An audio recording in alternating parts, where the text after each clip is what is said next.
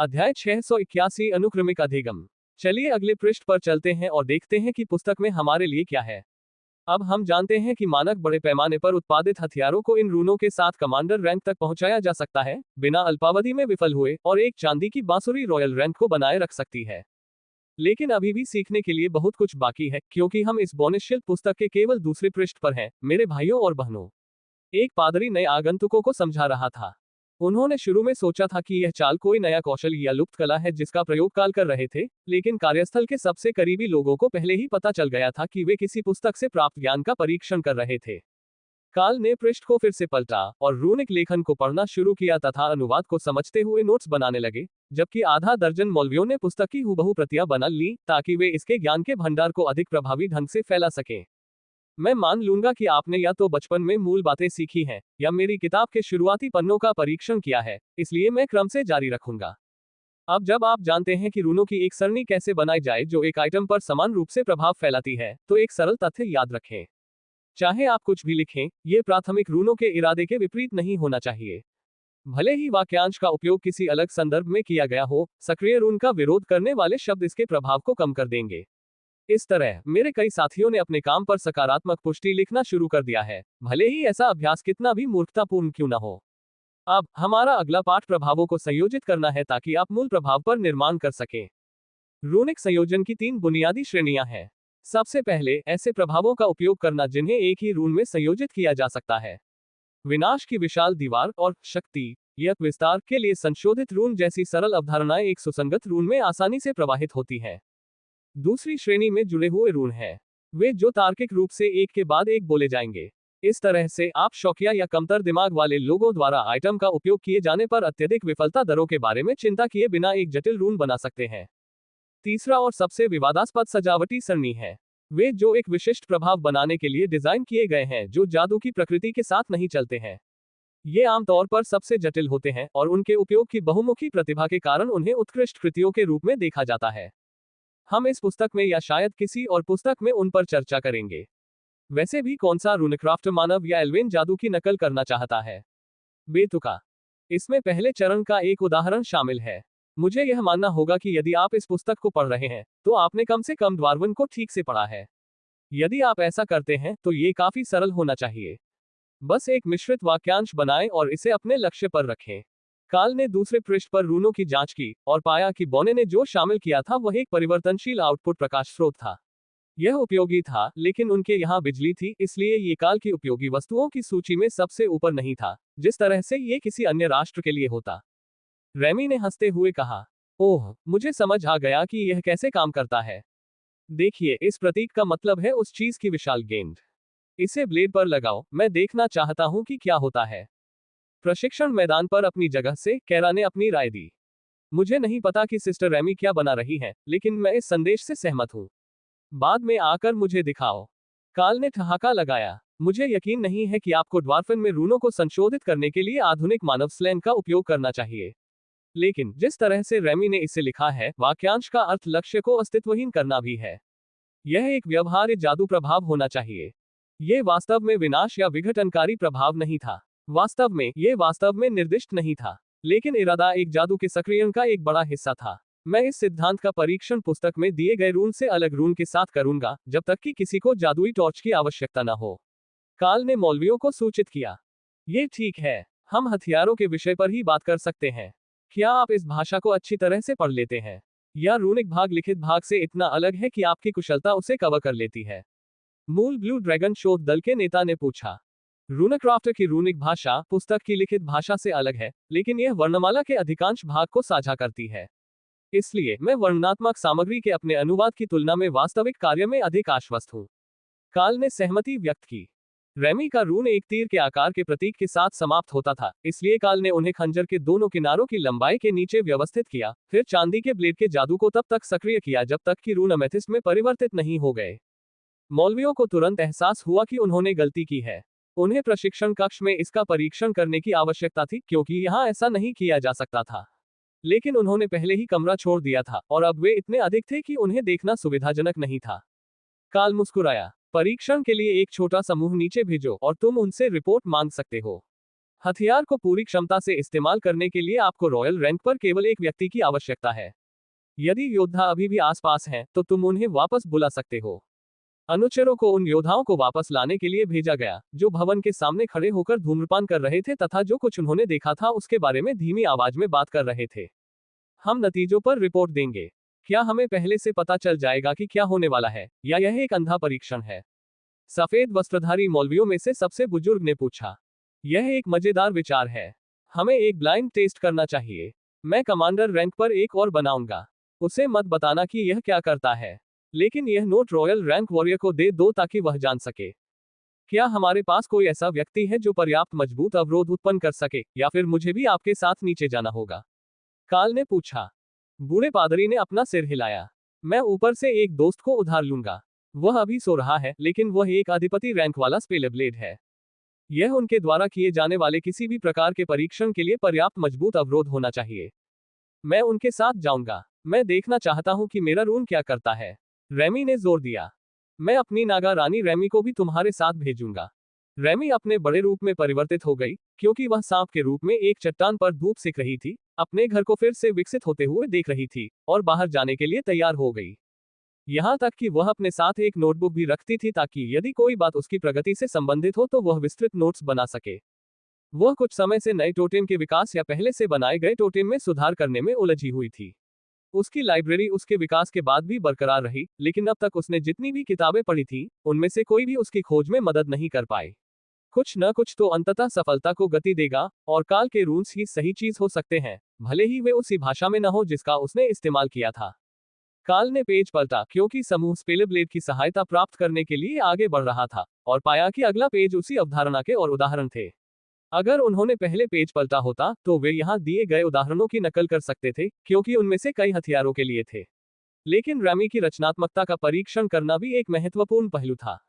वह उन्नत टोटेम पर काम कर रही थी, और इसके लिए उसे रून्स और शैमनिस्टिक जादू के बारे में अपने ज्ञान को बढ़ाने की जरूरत थी। पादरी पूरी निष्ठा से हर चीज की नकल कर रहे थे, जबकि काल ने नोट किया कि एक ही शब्द का प्रयोग किस प्रकार किया जा रहा था तथा विभिन्न उदाहरणों के बीच संबंध क्या था। जिस गुरु ने इसे बनाया था, वह वास्तव में जानता था कि चीजों को समझना आसान कैसे बनाया जाए, और काल को पहले से ही यह समझ आ रहा था कि बौने द्वारा समझाए जा रहे प्रभावों के लिए रूनों को किस प्रकार सर्वोत्तम रूप से संयोजित किया जाना चाहिए। इसमें से कुछ तो निश्चित रूप से उनकी रूनक्राफ्टिंग कुशलता थी, जो इसमें निहित ज्ञान के साथ रिक्त स्थानों को भर रही थी, लेकिन ये पुस्तक पाठक के प्रति कृपालु होने या अनावश्यक रूप से जटिल होने का कोई प्रयास नहीं कर रही थी। यदि लेखक को पता होता कि इसे मनुष्य पढ़ेंगे तो वह निश्चित रूप से और भी कठोर शब्द बोलता। टीम अब तहखाने में थी, उन्हीं दो योद्धाओं के साथ। दोनों ही और अधिक हथियारों का परीक्षण करने के लिए बहुत खुश थे, भले ही यह अंधा परीक्षण अजीब था। उन्हें नहीं पता था कि यह हथियार नए लोगों के लिए बिना परिचय के इस्तेमाल करने के लिए था, या यह उनके दुश्मनों द्वारा हथियारों का इस्तेमाल करने से रोकने के लिए था। लेकिन कमांडर, जिसे अवरोध पर हमला करने के लिए ब्लेड का उपयोग करने के अलावा कोई निर्देश नहीं दिया गया था, शुरू करने के लिए तैयार था। वह जोर से आगे बढ़ा और कमांडर रैंक के खंजर में से शक्ति प्रवाहित की। संपर्क में आने पर जादू का 2 मीटर का विस्फोट हुआ, जिसने उसे कमरे में पीछे की ओर फेंक दिया। रेमी ने उस पर हीलिंग स्प्लैश मंत्र से पानी डाला, और योद्धा के चेहरे पर ठंडा पानी फेंके जाने पर वह हकलाने लगा। धन्यवाद, मुझे लगता है। वह अपने पैरों पर खड़ा होते हुए बुदबुदाया। रेमी ने खुशी से सिर हिलाया और नोट्स लेना जारी रखा। उन्होंने जिस जादूगर को भर्ती किया था, वह अपनी हंसी रोकने की पूरी कोशिश कर रहा था। ठीक है, हम निश्चित रूप से कह सकते हैं कि यह संभवतः एक दूरी की क्षमता के लिए अभिप्रेत है। मेरा अनुमान है कि यह किसी प्रकार का रहस्यमय विस्फोट है।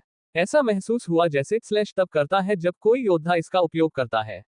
उसी प्रकार की परिवर्तित ऊर्जा, न कि कच्चा मान। लेकिन विस्फोट ने पूरे लक्ष्य को अपनी चपेट में ले लिया। उन्होंने कहा, हाँ, इसने असाधारण रूप से अच्छा काम किया। बहुत कम बर्बादी हुई, बस इतना ही कि पूरा लक्ष्य कवर हो जाए। रेमी ने सहमति जताई।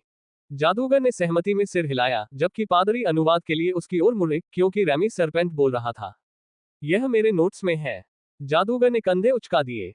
वह यहाँ अवरोध और नए हथियारों के बारे में अपनी जिज्ञासा के लिए आया था, न कि विदेशी भाषा की कक्षा में फेल हुए मौलवियों के लिए अनुवाद करने के लिए। रॉयल रैंक के योद्धा ने इसे एक छोटी दूरी का हमला समझा, तथा एक जोरदार हमले में खंजर को बाहर निकालकर हमले को एक भेदी गति में आगे बढ़ाया। हमले से उसके और लक्ष्य के बीच कोई दृश्य प्रभाव नहीं पड़ा, लेकिन वही विस्फोट हुआ जिससे वह अपने पैरों पर खड़ा हो गया। कमांडर उलझन में लक्ष्य को घूरता रहा। ऐसा लग रहा था कि स्लैश ने एक साथ सभी तरफ से लक्ष्य पर वार किया था, फिर ढाल से टकराकर विस्फोट कर दिया। यह स्वाभाविक रूप से विस्फोटक प्रभाव नहीं था, यह विफलता का एक साइड इफेक्ट था। अगर यह काम करता है तो लक्ष्य को सभी दिशाओं से नष्ट कर दिया जाना चाहिए। मौलवियों ने रॉयल रैंक के योद्धा को इशारा किया। कृपया देखें कि लगातार इस्तेमाल से हथियार क्षतिग्रस्त तो नहीं हुआ है। हमें पहले वार में किसी तरह की खामी या क्षति का पता नहीं चला है।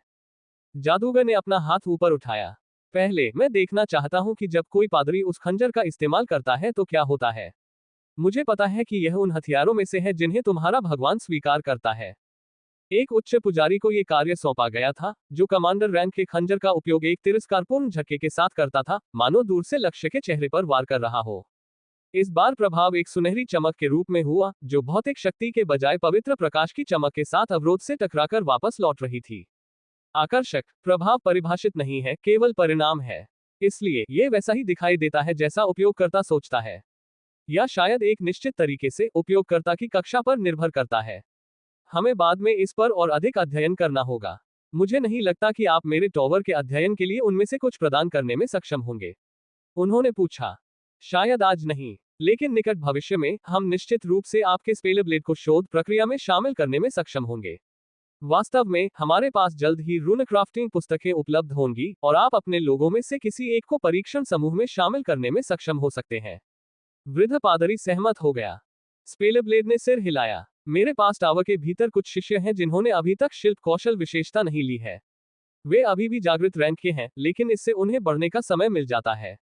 मुझे लगता है कि यह हम बूढ़ों को सिखाने से कहीं बेहतर है। बूढ़ा पादरी मुस्कुराया। यह एक समझौता है। हम सभी तुरंत सबसे मजबूत परिणाम चाहते हैं, लेकिन हमारे कितने लोग बिना किसी विशेषता को चुने कमांडर रैंक तक पहुंच पाते हैं। सिस्टम से हम जो भी नई चीज सीखते हैं, वह सदियों के अभ्यास और कौशल के संतुलन को बाधित करती है, जिसे हमने इष्टतम के रूप में स्वीकार किया है। स्पेलब्लेड ने ठहाका लगाया। मैंने प्रिंस कॉबिन से सुना है कि जिस रूनक्राफ्टर ने ये खंजर बनाए हैं, वह अपने व्यक्तित्व को छोड़कर हर मायने में राक्षस है। बूढ़े पादरी ने कंधे उचका दिए। मैं उनसे पहली बार मिला हूं, लेकिन वे काफी सहमत लग रहे हैं। रॉयल रैंक के योद्धा ने भौहें सिकोड़ी। आप कहते हैं कि वह एक राक्षस है, लेकिन वह मुझे एक दोस्ताना किस्म का व्यक्ति भी लगा। बूढ़े जादूगर ने बस अपना सिर हिलाया। मेरा मतलब यह नहीं है। वह मुश्किल से 16 साल का है। इंजेक्शन के 2 साल बाद वह सम्राट बन गया, और मुझे अच्छी जानकारी है कि वह नए कमांडर रैंक डेंगोन के लिए चुनौती के दौरान एक मुट्ठी लड़ाई में टोटोलन भिक्षु को हराने में कामयाब रहा। कमांडर रैंक वॉरियर हंसा। मैंने भी इसके बारे में सुना है। मुझे बाद में वहां भेजा गया था, लेकिन ये शिविर में चर्चा का विषय था। इसके अलावा नागारानी रैमी, मुझे लगता है कि उसने उसका नाम बताया था, बंधुआ जानवरों की उनकी टीम का हिस्सा है। रैमी ने सिर हिलाया और उनके लिए एक नोट बनाया, क्योंकि केवल जादूगर ही उसकी भाषा बोलता था। उसे मत बताना। उसका अहंकार पहले से ही बहुत बढ़ गया है। लेकिन जब लड़ाई की बात आती है, तो ऐसे बहुत कम लोग हैं जो उसकी शक्ति का मुकाबला कर सकते हैं। भले ही आप इस तथ्य की उपेक्षा करें कि वह मूल रूप से अमर है। यह शायद बेहतर है कि किसी ने उसे मार्शल आर्ट या ब्लेड कौशल कभी नहीं सिखाया। जब टीम ने ये पढ़ा तो वे दोबारा सोचने लगे। अमर। रेमी ने खुशी से सिर हिलाया। ट्रोलिश पुनर्जनन और सीमित अभेद्यता, ताकि वह जल न जाए। स्पेलब्लेड ने प्रशंसा में सीटी बजाई, जबकि योद्धाओं ने निराशा में अपने सिर हिलाए। ये बिल्कुल अनुचित है। मैं कसम खाता हूं कि दुर्लभ वर्ग वास्तव में एक धोखा कोड है। रेमी ने पूरी तरह से इस बात पर सहमति जताई। उसी रैंक पर वह शायद इनमें से किसी भी योद्धा को हरा सकती थी, और वह टीम का सिर्फ एक हिस्सा थी। इसके अलावा वह लड़ाई में डरावनी भी नहीं थी। वह राय थी, या शायद कैरा। यह इस बात पर निर्भर करता है कि आप इसे कैसे देखते हैं। जबकि तहखाने में अनुसंधान दल बाधा पर काम कर रहा था, हथियारों की स्थिरता सुनिश्चित करने के लिए उनका परीक्षण कर रहा था, काल पुस्तक के अगले पृष्ठों पर आगे बढ़ रहा था। मिश्रित रूनों के उदाहरणों से भरा पृष्ठ कर्तव्यनिष्ठा से कॉपी किया गया था, और सूचीबद्ध विकल्प काल को यह विचार दे रहे थे कि किस प्रकार अधिक उपयोगी वस्तुएं बनाई जाएं, ऐसी चीजें जो प्रौद्योगिकी द्वारा पहले से किए जा रहे कार्यों में सुधार ला सके और जीवन को आसान बना सके। उदाहरण के लिए, एक सपाट चट्टान पर उचित रून अंकित करने के लिए उसे कैंप स्टोव की जगह हीटिंग एलिमेंट बनाने में बहुत कम मेहनत लगेगी। वे इसे हल्के वजन वाले कैंपिंग स्टोव के लिए एल्यूमिनियम के पतले टुकड़े से भी कर सकते थे, जिसके लिए ईंधन ले जाने या जलाऊ लकड़ी खोजने की जरूरत नहीं होती थी। जादुई विकल्प पहले से ही मौजूद थे, लेकिन वे सभी युवा अभिजात वर्ग के बहुमत के लिए अप्राप्य थे। अगर हमारे पास समय हो तो मैं कुछ परीक्षण करना चाहूंगा। पृष्ठ पढ़ने से मुझे एक विचार आया। क्या कोई मुझे रसोई से टिनफॉइल का रोल या इसी तरह की कोई हल्की धातु की शीट ला सकता है? काल ने अनुरोध किया। पादरी उलझन में दिखे, लेकिन उन्होंने बिना कोई सवाल पूछे उसे टिनफॉइल लाकर दे दिया। काल ने इसे 1 दर्जन से ज्यादा परतों में मोड़ा, फिर इसे एक लचीली लेकिन कुछ हद तक टिकाऊ शीट में दबा दिया। अर्थ बैरियर ने उन रूनों से एक स्टैंप बनाया जिन्हें वह शीट पर व्यवस्थित करना चाहता था। फिर काल ने सावधानीपूर्वक स्टैंप का नेगेटिव बनाया और शीट को उनके बीच दबा दिया। जैसे ही उसने परिवर्तनशील ऊष्मा स्रोत बनाने की क्षमता पर ध्यान केंद्रित किया, मन की एक हल्की तरंग ने हल्के कांस्य रंग के रूनों को सक्रिय कर दिया, जबकि पादरी आश्चर्य से देखते रहे। कृपया इसे स्टोव पर रखें और मध्यम आंच पर पकाएं। मैं देखना चाहता हूं कि क्या टिनफॉइल मंत्र के लिए पर्याप्त टिकाऊ है, काल ने समझाया। जैसे ही भाग्यशाली पादरी ने परीक्षण शुरू किया, पन्नी से रसोई घर में कांस्य रंग की चमक फैल गई और काल को कमरे में बढ़ती गर्मी का एहसास हुआ। कुछ मिनटों के बाद मौलवी ने इसे शांत होने दिया और मौलवियों ने जयकारे लगाना शुरू कर दिया। ये शानदार है। यह एक ट्रैवल स्टोव है। अगर कोई रूनक्राफ्टर इसे उचित धातु की शीट से बना सकता है, तो हम मानक ट्रैवल किट से ईंधन कनस्तरों को हटा सकते हैं और लगभग 2 किलो वजन बचा सकते हैं। खैर, अब यह उतना महत्वपूर्ण नहीं है क्योंकि अधिक लोगों को इन्वेंट्री तक पहुंच मिल रही है, लेकिन फिर भी ये 2 किलो वजन है जिसे हमें ले जाने की जरूरत नहीं है, और यह 5वें दिन खत्म नहीं होगा, परीक्षक ने घोषणा की। सफेद वस्त्र पहने एक पादरी ने नोटबुक और पेंसिल लेकर काल की ओर रुख किया। तुम्हारे समूह ने सड़क पर लंबा समय बिताया। क्या उस कठिनाई ने इस विकास को प्रेरित किया? काल ने हंसते हुए अपना सिर हिलाया। नहीं, मेरे पास फ्लेमिंग बॉडी एक कौशल के रूप में है, इसलिए मैं इसे अपनी तलवार पर इस्तेमाल करता हूं और इसे ग्रिल के रूप में इस्तेमाल करता हूं। जब से मैं आरोही रैंक पर आया हूं, हमने जलाऊ लकड़ी नहीं इकट्ठी की है। पादरी ने आह भरी। तुम्हारे लिए यह वाकई आसान है। क्या ऐसा कुछ है जो तुम्हारा समूह नहीं कर सकता? काल ने कंधे उचका दिए। हमारे पास अभी तक पोर्टल या समकक्ष कौशल नहीं है। इसके अलावा हम काफी अच्छी तरह से तैयार हैं। आपको कुछ रात्रिभोज देखने चाहिए जो हम लाल और हरे रंग के पादरी के साथ लेकर आते हैं। वे दोनों उन्नत खाद्य निर्माण मंत्रों का उपयोग कर सकते हैं। ये यात्रा राशन की तुलना में निश्चित रूप से स्वादिष्ट है। और आपके पास रात में पहरा देने के लिए कई तरह के गोलेम हैं, इसलिए आप सभी सो सकते हैं। क्या ये सच है कि आपके अंगरक्षक सचेत हैं? इससे चीजें बहुत आसान हो जाएंगी। दूसरे सफेद वस्त्रधारी मौलवियों में से एक ने पूछा। हाँ, वे उल्लेखनीय रूप से बुद्धिमान हैं। मेरे और रेमी दोनों ही रात के पहरेदार के रूप में सक्षम हैं, क्योंकि वे सभी अंधेरे में देख सकते हैं। सोने की कोई जरूरत नहीं होने के कारण वे रात की निगरानी में भी सुस्त नहीं होते। लेकिन रात को अच्छी नींद का असली फायदा रे है। उसके झूले और टेंट सबसे अच्छे हैं। नीले ड्रैगन पादरी उस पुस्तक को अर्थपूर्ण दृष्टि से देख रहे थे जिसे काल अनदेखा कर रहा था, तथा उसे वापस ट्रैक पर आने तथा अब जब वे पृष्ठों की प्रतिलिपि बना चुके थे, उसे पढ़ने के लिए प्रेरित कर रहे थे। अगले पृष्ठ पर रूनिक वाक्यांशों के प्रयोग के बारे में बताया गया है। ये वे रून हैं जो जोर से बोले जाने पर स्वाभाविक रूप से एक दूसरे में प्रवाहित होते हैं। ये वास्तव में ऐसे रूनों के साथ आने से आसान था जो स्वाभाविक रूप से एक दूसरे से जुड़ेंगे और एक सुसंगत प्रभाव पैदा करेंगे। लेकिन जैसे ही काल ने विवरण पृष्ठ पढ़ा, उसे एहसास हुआ कि जब वे आइटम बनाते थे तो बोनो का लक्ष्य यह नहीं था।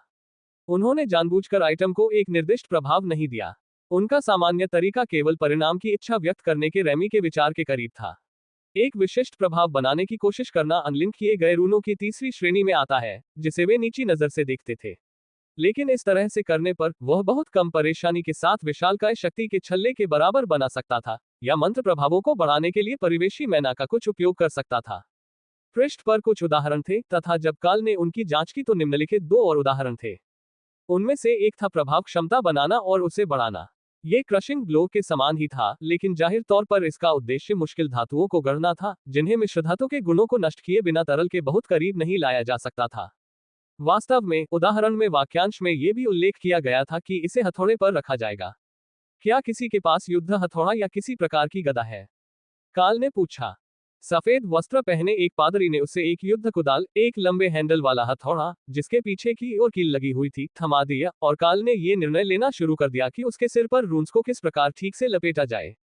ये चर्च द्वारा बनाया गया एक सामान्य ग्रेड जादुई हथियार था, जिसमें पवित्र ऊर्जा की हल्की खुराक थी, इसलिए काल ने इसे रून्स में शामिल करने का फैसला किया। हथियार के माध्यम से बहने वाले पवित्र जादू को बढ़ाने से न्यूनतम इनपुट के साथ प्रभाव में सुधार होना चाहिए। कुछ मिनटों की सावधानी से नक्काशी करने के बाद कमांडर रैंक पर प्रक्रिया पूरी हो गई और काल ने इसे वापस दे दिया। कृपया इसे नीचे ले जाएं और प्रभाव का परीक्षण करें। मुझे पूरा यकीन है कि ज्ञान के देवता ये देखने के लिए उत्सुक हैं कि यह कैसा निकला। क्या आपको ये साइट पसंद है? यहाँ दान करें। आपका समर्थन हमें शीघ्र एवं गुणवत्तापूर्ण अध्याय बनाने में मदद करता है। पादरी ने आह भरी जब उसे एहसास हुआ कि उसे लाइब्रेरियन और उसके सहायकों के लिए रिपोर्ट बनाने के लिए स्वेच्छा से नियुक्त किया गया था, लेकिन यह उसका निजी हथियार था, इसलिए उसे कोई कारण नहीं दिख रहा था कि जब वे रिपोर्ट बना ले तो वह इसे अपने पास क्यों न रख ले, भले ही अब इसे उसके पद से कहीं ऊपर के स्तर पर बढ़ा दिया गया हो। अगले कुछ दर्जन पृष्ठ वर्णनात्मक थे, जिनमें रून्स के उपयोग की तकनीकों का वर्णन किया गया था। अनुवाद संदिग्ध था, क्योंकि कई शब्द बौने तकनीकी शब्द प्रतीत होते थे, लेकिन उन्हें डुप्लीकेट पुस्तकों में ईमानदारी से कॉपी किया गया था। काल को पूरा यकीन था कि वह इन विवरणों की गहराई को समझने में चूक गया था, लेकिन हर पन्ने पर नई जानकारियां मिलती थीं और हर पन्ने के साथ बौने रूनों को पढ़ना आसान होता जा रहा था। दोपहर तक उसे किसी शब्द का अर्थ समझने के लिए रूनक्राफ्टिंग के अपने ज्ञान का संदर्भ लेने की जरूरत नहीं पड़ती थी, लेकिन वह अकेला ऐसा व्यक्ति था जो इस तरह की गति से सुधार कर रहा था। हर पन्ने के साथ अनुवादों की समझ में लेखक और पीछे छूटते जा रहे थे, और काल को उम्मीद होने लगी थी कि उसे जल्द ही फिर से एक नया तकनीकी खंड मिल जाएगा, ताकि वह कोई आइटम बना सके और उन्हें आराम दे सके, इससे पहले कि वे उसे पागल कर दें। उनके अनुवादों से पादरीगण नए ज्ञान के प्रति अधिक उत्साहित हो रहे थे, तथा उनके पास इस बारे में अनेक विचार थे कि इसका उपयोग उन हथियारों को बेहतर बनाने में कैसे किया जा सकता है, जिन्हें वे पहले से ही बुनियादी रूनों के साथ बना रहे थे।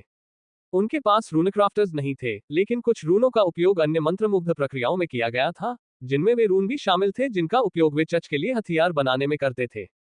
काल ने दूसरा पृष्ठ पलटा और पाया कि विषय कहीं न कहीं एक कठिन मोड़ ले चुका था, मानो लेखक पिछली व्याख्या से ऊब गया था। सुधारित रूनक्राफ्टिंग। रून से बनी सभी वस्तुओं का स्थायी होना जरूरी नहीं है। इसका सबसे स्पष्ट उदाहरण विभिन्न प्रजातियों के आत्मा शमन है।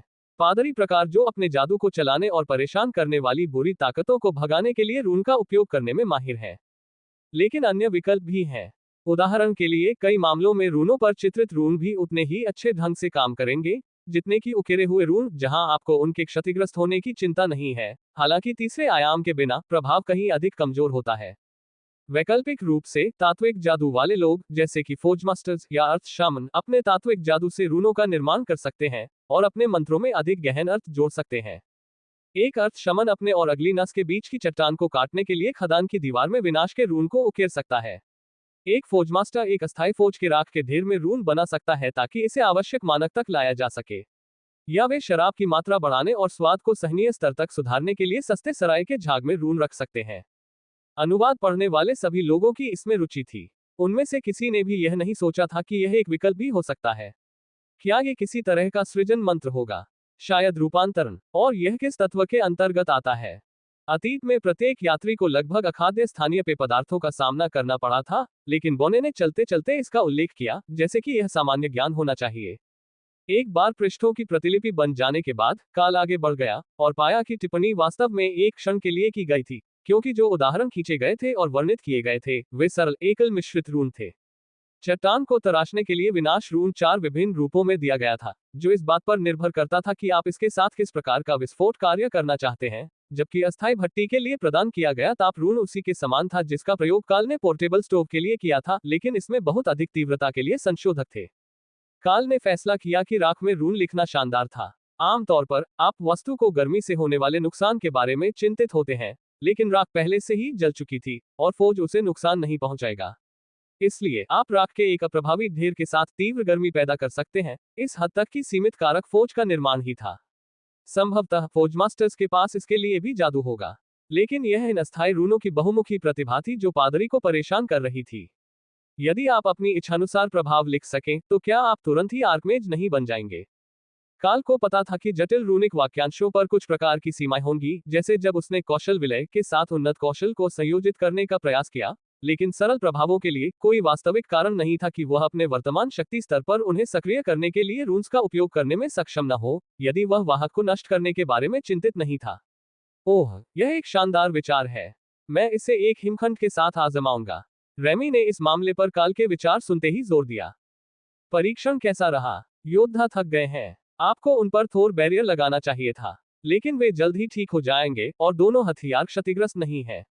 हमने कमजोर योद्धा के साथ उच्च श्रेणी के हथियार का भी परीक्षण किया और इससे फर्क पड़ता है, लेकिन इतना नहीं कि इसे रॉयल रैंक प्रभाव कहा जाए, जिस तरह से हमारे उन्नत कौशल तब थे जब हम कमांडर थे। कुछ सेकंड बाद रेमी ने हंसी उड़ाई। पादरी एक छड़ी की तरह बर्फ के टुकड़े को इधर उधर लहराते हुए अजीब लग रहे हैं, लेकिन रून काम करता है। किसी कारण से ये बर्फ के टुकड़े को पिघला देता है, भले ही यह अग्नि जादू न हो। मुझे इस पर काम करना होगा। काल ने उन शब्दों पर हंसने से बचने की कोशिश की जिन्हें कमरे में कोई और नहीं सुन सकता था। मुझे लगता है कि यह जादू को सक्रिय करने के लिए हिमखंड से मैना का उपयोग कर रहा है। उनकी रैंक की तुलना में पावर आउटपुट कैसा है? ओह, तुम सही हो। यह अपेक्षा से बेहतर है। मैंने कार्य के लिए एक सम्राट रैंक हिमखंड बनाया था और यह पिघल गया, लेकिन अगर अतिरिक्त मन मंत्र में जा रहा है तो यह समझ में आता है। इससे उसे ये भी आश्चर्य हुआ कि क्या वह अधिक घनत्व वाली वस्तु बना सकती है जिसमें अधिक मान हो ताकि वह वस्तु कम शक्ति वाले प्राणियों के लिए अधिक उपयोगी हो। जैसे कि एक पोर्टेबल स्मैशिंग पोस्ट जो प्रभाव पर उपयोगकर्ता को कुछ सहन शक्ति हस्तांतरित कर सके। भाई थोर अपने प्रशिक्षुओं के लिए ऐसा करना पसंद करेंगे। क्या आपको ये साइट पसंद है? यहाँ दान करें। पूरे पार्क में, प्रशिक्षण मैदानों में, जानवर और उनके प्रशिक्षु काफी हंगामा मचा रहे थे। हालांकि जानवरों पर इसका दोष लगाना उचित नहीं था। सबसे पहले, लाइटनिंग सेरो समूह के सभी सदस्य बड़े कुत्तों के आकार के हो गए थे, जबकि मूर बिल्लियां पहले से ही पहाड़ी शेर के आकार की हो गई थी, जिनका वजन केवल एक सप्ताह के गुणवत्तापूर्ण भोजन और कठिन प्रशिक्षण के बाद 100 किलो से अधिक हो गया था। पुनर्योजी स्प्रिंट उन सभी के लिए बहुत लाभकारी थे और यहां तक कि जादूगर वर्ग के प्रशिक्षु ओवन का शरीर भी अद्भुत था। लेकिन इससे भी अधिक महत्वपूर्ण बात यह थी कि ओवरलॉर्ड्स प्रशिक्षुओं की मदद करने के लिए उनके साथ शामिल हो गए थे तथा अपने बचे हुए कुछ दिनों में जितना संभव हो सका उतना ज्ञान उन्हें दे रहे थे। विशेष बल कैडेट्स की टीम के अधिकांश सदस्य अपने जानवरों की बदौलत जागृत रैंक तक पहुंचने के बहुत करीब थे और निक्की टाइगर मॉन्क पहले से ही वहां मौजूद थी। आज 200 से अधिक सैनिक एकत्रित हुए थे जो प्रशिक्षण में भाग लेना चाहते थे और थोर उन्हें ब्लीचेस पर ऊपर नीचे दौड़ते हुए अपने अवरोधकों के साथ मदद करने में प्रसन्न था। वे कुलीन नहीं थे और चाहे कितना भी प्रशिक्षण ले लें, वे आगे नहीं बढ़ पाते, लेकिन वे तेजी से मांसपेशियों और शारीरिक सहन शक्ति हासिल कर रहे थे, जिससे युद्ध के मैदान में अनगिनत लोगों की जान बच जाती। वही रेड ड्रैगन उच्च पुजारी जो काल से तब मिला था जब उसने परीक्षण की स्थिति में परिवर्तन किया था, वह भी उसे देखने आया था तथा टेसा को जोन, जो उनकी नई अनुचर थी, को प्रशिक्षित करने में सहायता करने आया था।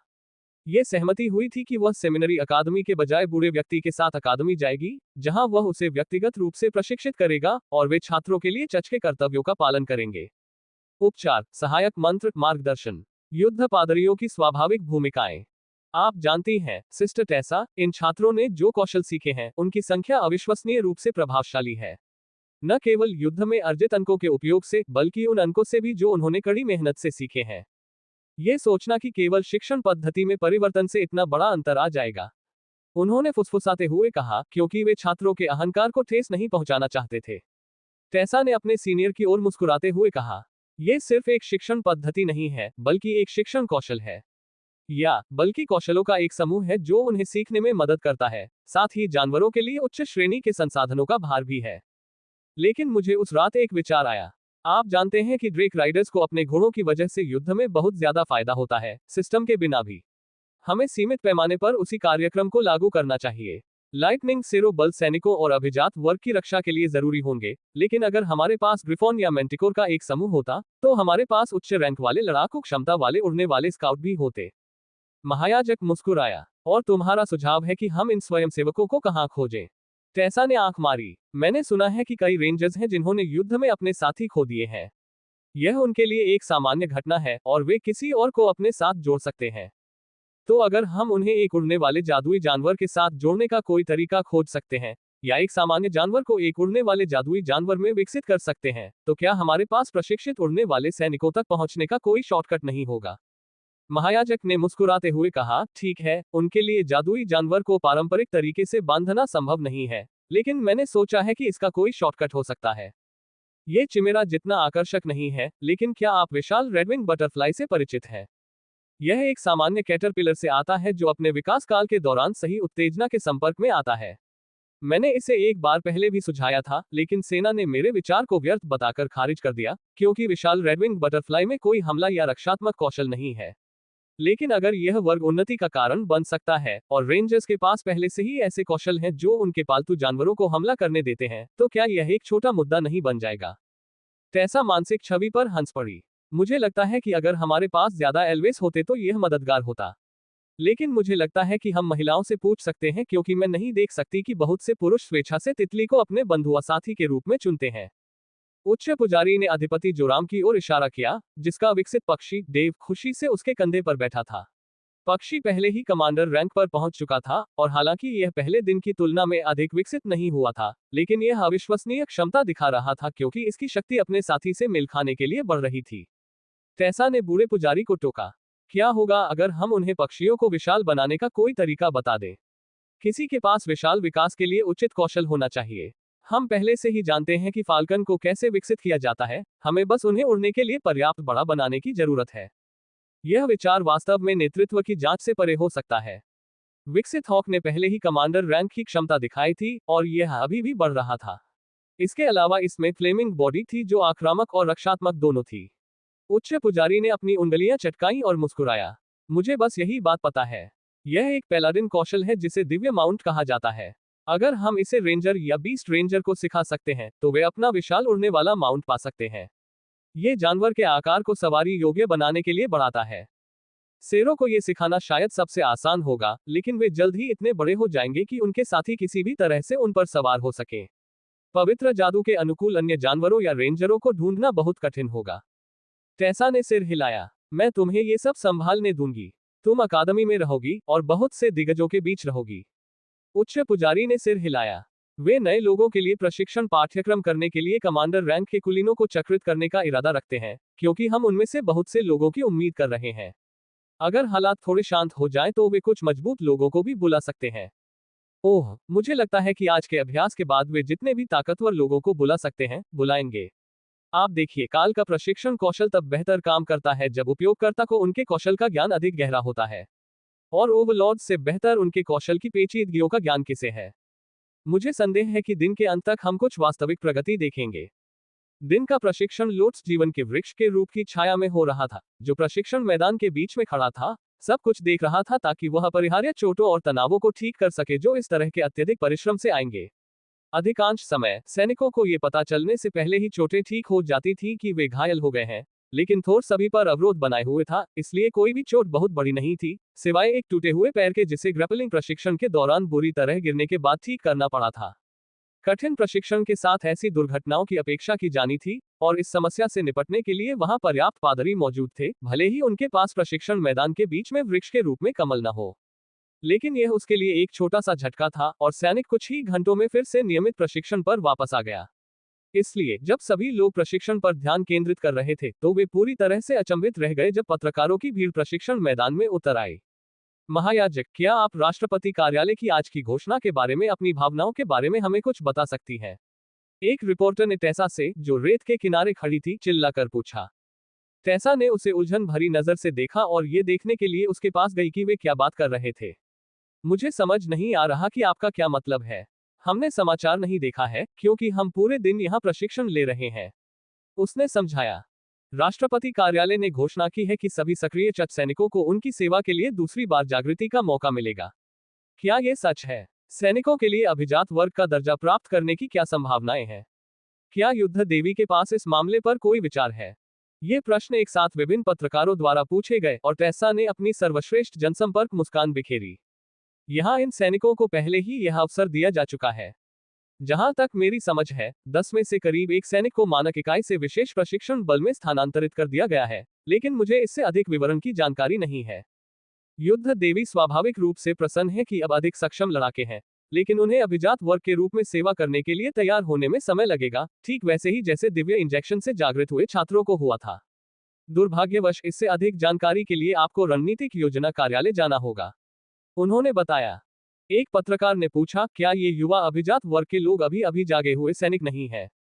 टेसा ने अपना सिर हिलाया। नहीं, इन लोगों को एक अलग परियोजना के तहत सुबह जल्दी जगाया गया था। वे चर्च के सैनिक नहीं हैं, या कम से कम वे अभी तक नहीं हैं। हालांकि वे काफी सराहनीय प्रदर्शन कर रहे हैं, और मुझे यकीन है कि वे आपके दैनिक समाचार लेखों की पृष्ठभूमि बनने पर आपत्ति नहीं करेंगे। हालांकि मैं आपसे आग्रह करूंगा कि आप उनके प्रशिक्षण में बाधा न डालें, क्योंकि यह उनके विकास का एक महत्वपूर्ण समय है, जिसके बाद वे इस सप्ताह के अंत में आधिकारिक रूप से अकादमी में शामिल होंगे। ये बात पत्रकारों के लिए काफी थी, जो अगले कुछ मिनटों तक गहन प्रशिक्षण कार्यक्रम की खबरों के लिए खुशी खुशी तस्वीरें खींचते रहे, साथ ही युवा खिलाड़ियों के अपने कौशल का अभ्यास करते हुए छोटे छोटे वीडियो भी बनाते रहे। ये सब समाचार के लिए बहुत बढ़िया फुटेज था, और यदि विषय वस्तु को संवेदनशील माना जाता तो कैडेट अभिजात वर्ग के चेहरों को धुंधला कर दिया जाता, क्योंकि उन्हें आधिकारिक रूप से शामिल नहीं किया गया था या उन्होंने अपनी तस्वीरों के उपयोग के लिए किसी छूट पर हस्ताक्षर नहीं किए थे। उस दिन बाद में जब वीडियो लीक हो गए तो जो अराजकता मचेगी वह उनकी गणना का हिस्सा भी नहीं था। आखिर उन्हें कैसे पता था कि समूह में मुट्ठी भर स्पष्ट रूप से अमानवीय और अज्ञात प्रशिक्षकों की मौजूदगी हर उस देश में हंगामा मचा देगी जिसे उनके बारे में पता चलेगा। थोर को एक मानव पैलाडिन के रूप में पेश किया जा सकता है, लेकिन केवल तभी जब उसने अपना हेलमेट पहना हो। उसके बड़े हुए कान और हरे बालों के साथ इसमें कोई संदेह नहीं था कि वह एक इंसान नहीं था। रे बहुत कम मानवीय था, जबकि न तो कैरा और न ही हॉक ने कोशिश की थी। हॉक केवल अग्नि जादू के उचित उपयोग के बारे में निर्देश देने के लिए सिस्टम मैसेज का उपयोग कर रहा था, जबकि कैरा ने शो का आनंद लिया और कभी कभी प्रशिक्षण भागीदार के रूप में स्वेच्छा से काम किया। अधिपतियों को बाकी सभी लोग पहले से ही अच्छी तरह से जानते थे, इसलिए नए अमानवीय आगमन के प्रति उनका सम्मान इस बात का संकेत था कि वे कमांडर या अन्य सांसारिक प्रशिक्षक नहीं थे। फिर वे कौशल थे जो वे सिखा रहे थे। योद्धा स्लैश कॉम्बो के साथ ओवहैंड चॉप के लिए शील्ड बैश का अभ्यास कर रहे थे जो किसी तरह से बंद लग रहा था। शील्ड बैश नामक कौशल में ढाल पर एक विशिष्ट गति और चमक थी जो इस कौशल में नहीं थी, लेकिन प्रभाव स्पष्ट रूप से समान होना चाहिए था। इसकी तुलना में ये तथ्य कि युवा जादूगर कई हमलावरों से बचाव के लिए गोलेम और जादुई मिसाइलों का प्रयोग कर रहा था, बहुत कम चिंताजनक था। दूसरी ओर दुष्ट अविश्वसनीय रूप से चिंताजनक था। हर कोई जानता था कि नियाल इंक्विजिशन का मुख्य हत्यारा था, और ये तथ्य कि वह एक अज्ञात विदेशी हत्यारे के साथ सार्वजनिक रूप से एक युवा प्रतिभाशाली व्यक्ति को प्रशिक्षित कर रहा था, महाद्वीप पर हर देश के नेतृत्व के लिए बेहद चिंताजनक था। पहला विचार ये था कि यह गोल्डन ड्रैगन चर्च द्वारा एक सूक्ष्म फ्लेक्स था जो प्रशिक्षण में उनके नए हथियारों में से एक को दिखा रहा था। वह स्पष्ट रूप से युवा थी, लेकिन उसके युद्ध कौशल औसत से कहीं अधिक थे। उस दिन सिबिल बहुत प्रेरित थी। लोट्स ने पाया था कि उसकी सुनने की शक्ति को ठीक करने का कोई तरीका हो सकता है। उसके कान के पर्दे गलत तरीके से विकसित हुए थे, जो एक विकासात्मक विसंगति थी, लेकिन यह उसके शरीर के अनुसार था कि उन्हें ऐसा ही होना चाहिए, इसलिए उपचार मंत्रों ने इसे नहीं बदला। लोट्स की योजना थी कि कैरा को आंतरिक कान को विघटित करने दिया जाए, जबकि लोट्स इसे पुनर्जीवित करे।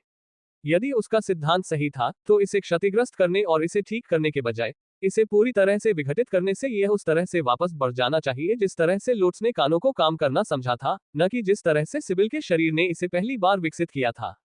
यह निश्चित रूप से चर्च द्वारा स्वीकृत विधि नहीं थी, क्योंकि एक छोटी सी गलती से स्थायी तंत्रिका क्षति हो सकती थी, या उसके मस्तिष्क का एक हिस्सा नष्ट हो सकता था। लेकिन कैरा को भरोसा था कि वह ऐसा कर सकती है। 3 दिन बाद काल ब्लू ड्रैगन पादरियों और उनके ज्ञान की कभी न खत्म होने वाली खोज से बचने के लिए खुद को सीमा पर वापस भेजने के लिए तैयार था। लेकिन आज एक खास कार्यक्रम था जिसे वे बिल्कुल भी मिस नहीं कर सकते थे। यह वार्षिक एलीट भर्ती का समय था और इस साल एक बड़ा तमाशा होने की उम्मीद थी। ब्यूरो ऑफ एलीट डेवलपमेंट ने कई हफ्तों से रिपोर्टरों को यह कहकर चिढ़ाया था कि सफलता की दर बढ़ेगी और इंजेक्शन समारोह में काल और उनकी टीम के रूप में छोटी मोटी हस्तियां शामिल होंगी। आमतौर पर यह डॉक्टरों द्वारा किया जाता था, जिनके पास कुछ कमांडर रैंक और निचले एलीट गार्ड होते थे। काल ने अपने पहने हुए सूट की ओर देखा, जिसे राय ने इस अवसर के लिए ताजा बनाया था, फिर डाना की ओर मुस्कुराया, जो अपनी क्रीम और सुनहरे रंग की हानफू शैली की पोशाक की परतों के बीच पतले कपड़े की मात्रा के कारण असहज लग रही थी। राय को उस रचना पर विशेष रूप से गर्व था, और जब डाना ने सुझाव दिया कि उसे शायद कुछ कम चमकदार परिधान पहन लेना चाहिए, तो उसने नहीं का उत्तर स्वीकार नहीं किया। जैसा कि डाना ने बार बार कहा था, ये छात्रों के लिए भर्ती कार्यक्रम था, न कि कोई रेड कारपेट कार्यक्रम। मैंने तुम्हें पहले ही बता दिया है, तुम एक राजकुमारी जादूगरनी हो, तुम्हें एक राजकुमारी की तरह दिखना चाहिए। राय ने फिर जोर दिया। कोट कैसा रहेगा? डाना ने समझौता करते हुए कहा। राय ने इस पर विचार किया। उसने पहले भी जादूगरों को लंबे कोट पहने देखा था जो पीछे से फटे हुए थे। वे उसकी उत्कृष्ट पोशाक के अधिकांश भाग को छिपा सकते थे, लेकिन अगर उनकी दाना वास्तव में ढकी रहना चाहती थी, तो वह उसे अभी भी एक राजकुमारी की तरह दिखा सकती थी। बाज, मुझे कुछ सफेद फर उधार दो, मैं एक कोट बना रहा हूँ। कुछ ही मिनटों बाद राय ने डाना के लिए एक लंबा कोट बनवाया, जो मौसम के हिसाब से जरूरत से ज्यादा भारी बुना गया था। यह सर्दियों के आयोजनों के लिए इस तरह से अच्छा होगा, और यह डाना को अंदर जाने के बाद इसे उतारने के लिए प्रोत्साहित करेगा। राय इतनी आसानी से अपना काम दिखाने से पीछे नहीं हट रही थी। इसके अलावा टेसा और लोट्स ने उसे कपड़े पहनने की अनुमति नहीं दी थी, क्योंकि उनके पास इस अवसर के लिए औपचारिक वस्त्र थे, और ओफेलिया ने पोशाक पहनने से साफ इनकार कर दिया, इसलिए उसने काल के समान सूट पहना था, सिवाय इसके कि रे ने शर्ट को थोड़ा अधिक चमकदार और रफल्ड बना दिया था, और कट अधिक आकर्षक था। काल के लिए उसने जो एक काम किया था, वह था उसे कोट की जगह एक अतिरिक्त फैंसी फर ट्रिम किया हुआ केप देना। सभी राजाओं को केप की जरूरत होती है। उसने इसे एक किताब में देखा था। इसके अलावा यह मोनार्क रैंकेलिट्स की आधिकारिक वर्दी का हिस्सा था, हालांकि इसे कभी किसी ने नहीं पहना। हालांकि वह मनुष्यों को सजाने का काम नहीं कर पाई थी, जैसा कि उसने उम्मीद की थी, लेकिन वह उन हथियारों को पहुंचाने का सम्मान पाने में सफल रही, जिन्हें काल ने पूरी रात अपने छात्रों के लिए बनाया था। वे साधारण हथियार थे, सिर्फ कमांडर रैंक के हथियार जो उनकी पसंद के हिसाब से उपयुक्त थे, ज्यादातर छोटी तलवारें, सिबिल के लिए खंजर और भिक्षु के लिए नुकीले दस्ताने। लेकिन कैथेड्रल के छात्रावासों में घुसकर हथियार पहुंचाना, जो सभी अपने नए मालिकों के लिए उपहार में लपेटे गए थे, जब तक ये चला, बहुत मजेदार था। किसी ने उसे ऐसा करते हुए देखा भी नहीं था। लाइब्रेरियन केलिथुजा उन्हें बैठक में ले जाने के लिए अपार्टमेंट में मिलने आई। लाइब्रेरियन सामूहिक भर्ती को देखने का पहला मौका स्वेच्छा से नहीं छोड़ना चाहती थी, इसलिए उन्होंने खुद को उस समूह के साथ जाने के लिए नामांकित किया था जिसे आर्कबिशप ने परीक्षण के पहले दौर के लिए सिस्टम लिंक्ड आइटम पास करने में सहायता करने के लिए भेजा था।